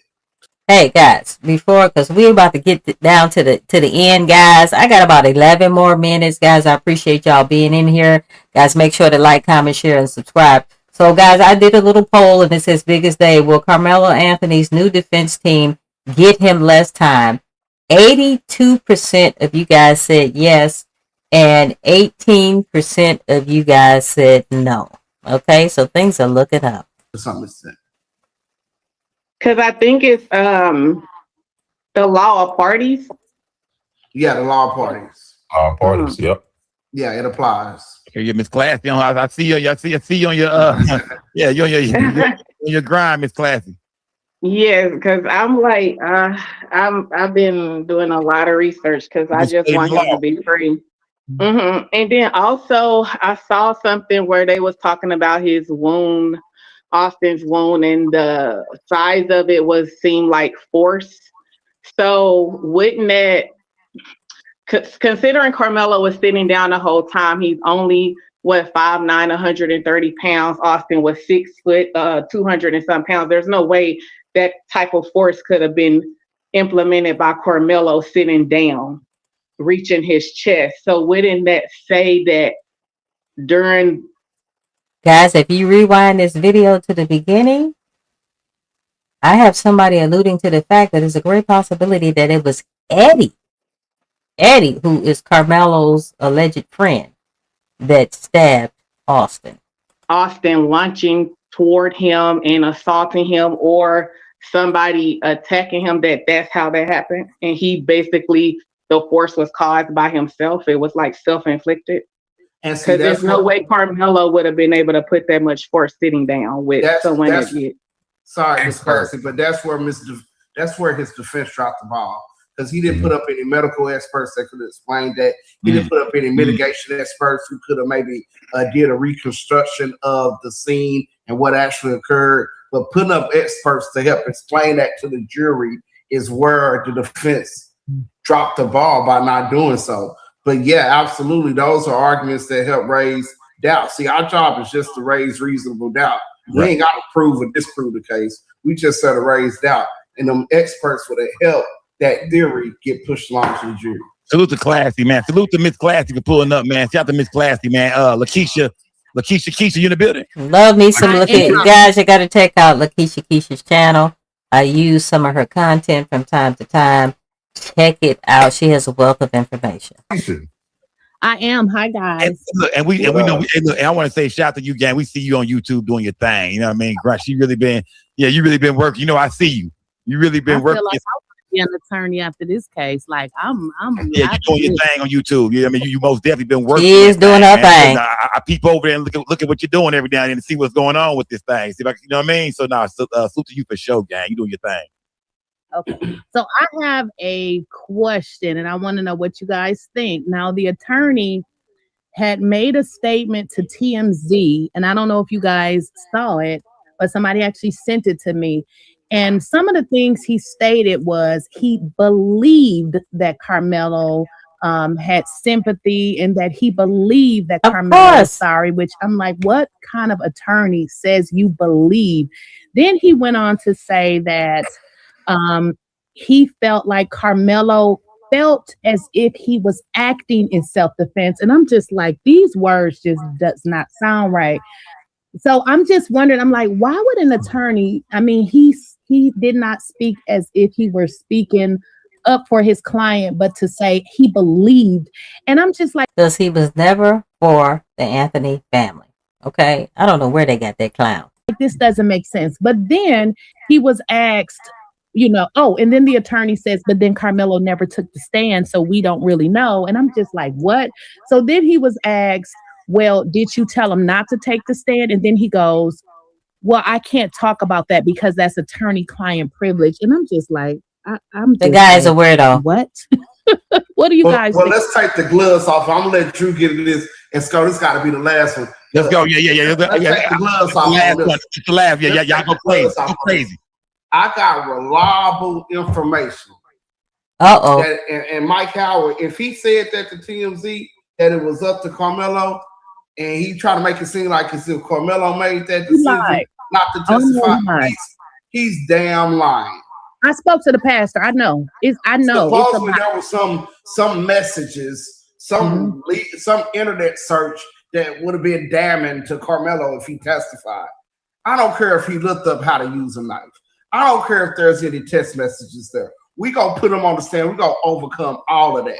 How to use a knife ain't got nothing to do with whether or not he needs to defend himself April 2nd at that field. So as a thorough defense lawyer, I'm not worried about what the state is throwing at the wall, hoping it stick. I'm more concerned about putting my client on the stand so he could tell why he felt he was in fear, so these people can see his persona and see that he's a good kid, and so they could be leaning on him because he's a child that made a mistake. And that's what it was. He's a joke. That's what I. He is a joke, and it was a mistake. Okay. Yeah, gloves off. Well, here's the deal. Here's what I think about what you said. I can't tell anybody what to believe, right? But I can tell you how to present your case. You better present it like you believe it. Okay. We 17-1 in murder cases. I would say at least 8 or 9 of those are trials. I could tell you each one of those trials, right? We speak to the jury after. Right? As a matter of fact, after our last trial, the first trial we lost, where we still only got him 15 on the murder, I was so pissed off at the jury and the decision they made, but we still went to go speak to them because we are students of our craft, right? And we want to. You need that criticism. You need to be able to know what to do. True that. You need True to know, that. you know, to take it and improve. Well, one thing that the jurors always tell us is, Mr. Wilkerson, Mr. Campbell, we believed you. We believed you. You see what I'm saying? And the more I hear about how his lawyer presented his case, he just simply didn't believe it. Right. He didn't believe it. And let me tell you, the jury not going to even think about believing it unless you believe it. Right. You see what I'm saying? I mean, I bet they believed in white folks when they stood up there and said, he's in your community, at your schools, where your kids are supposed to be safe, walk around with a knife, and he's indifferent to human life. I bet the DA sounded real believable when he said that. So you can't get up in your clothes and tell people, I don't know what the correct verdict is. MF, is you for real? Exactly. You done did all this work and you don't know what the verdict is? I'm telling you what the verdict. And you asked me this on your show too. But I think, but all that was part of me believing my case. I'm not trying to guide you to the not guilty box. If I could, I would click the pen, put it in your hand, and I'll check the box for you. You see what I'm saying? I'm telling you, this is what you have to do as your duty as a juror. And there that you makes go. people know that I truly believe this because I'm holding you to your duty as a juror and your obligation to uphold the law. So my point is whatever happened in the courtroom, it seems that the same result comes about in showing that it just seemed like you just didn't believe in your plan. I don't know what it is you didn't believe in. You didn't believe in your client's side of the story. You didn't believe in your plan. That's my personal opinion, and I could be wrong. And I've said it before. This guy was never for the Karmelo Anthony family. He never was. Okay? And it's my great suspicion that he might have been paid to throw this damn trial for the Anthony family. You didn't believe in, I don't know what it is, but he wasn't convinced in his own case. He wasn't. Right. In my opinion.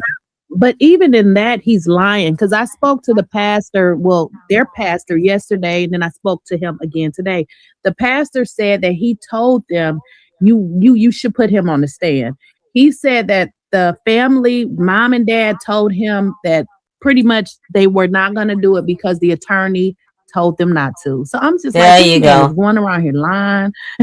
True that. And damn that attorney-client privilege stuff, man. At this point, you ought to feel like you got some explaining to do. And people are asking what happened with him testifying. You kind of owe us that. Like, I mean, I understand the whole, but these are valid questions. You know, and if it was part of your plan and it was a tactical, move that you made, just say that. Just say it. I mean, the man got 35. You can stand on your decision. Right. You told the man not to testify, but it sounds a little bit more like you just wasn't prepared for that. True that. True that. He wasn't prepared. Didn't care enough. You feel me? Yeah, or just didn't care enough, man. And he never showed them alleged text message to Karmelo and his family. Exactly. So he never showed it to him. Man, hey, look, it's a lot going on with the Karmelo Anthony situation, man. The dream team is on the case now, man. I think we all, pray for the best, man. I think we all feel like that sentence he got, man, was, was ridiculous. Exactly, man. Shout out to exactly. Keisha for pulling up, man. I think we all think that was ridiculous, man. Salute to you boys, man. You feel me? For you still there? Keisha, you still there? I'm trying to remove myself. My bad. Okay, I got you, gang. Now, salute to you for pulling up, gang. Salute, man. Salute, gang. Pull up anytime. Salute to you doing a thing with the Karmelo Anthony situation, man. Hey, look, make sure y'all, call Wilkerson and Campbell, man. Let me get the phone number out, man, for Wilkerson and Campbell, man, in case y'all need, man, some attorneys, man. They not guilty boys, man. That's going to be 844-849-9789. There you go. You got the number. Not guilty boys.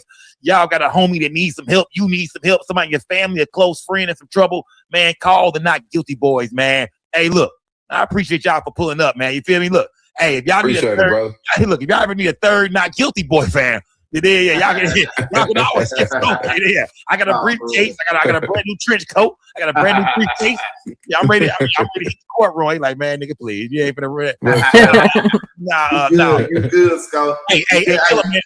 Where can people find you? Podcast, Not Guilty Boys. You got a lot of informative, educational information on there, like what to do if you ever encounter the police, what to do if you ever get a jury summons, what to say and not say if you ever call the court. We got a lot of good information on our podcast, Not Guilty Boys. It's on YouTube.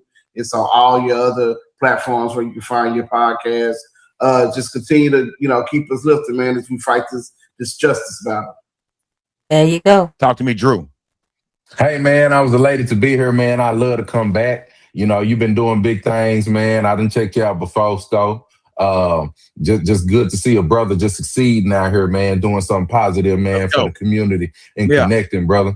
But we just here for ours, man. We just here for ours. We need y'all to know y'all's rights. We need y'all to be confident out here whenever y'all having these encounters with the police officers. Exactly. And we need y'all to be confident that there are some black attorneys out there that can really represent you to the fullest extent. All right, guys. I appreciate each and every one of y'all coming and staying here on this live chat, guys. I'm Kelly from Why I Killed You TV, K to the E, double L-I-E, Kelly. That's me, guys. Make sure you go ahead and like, comment, share, and subscribe. I would greatly appreciate it. My contact information is right down here, and I will see you guys next time. Stay blessed.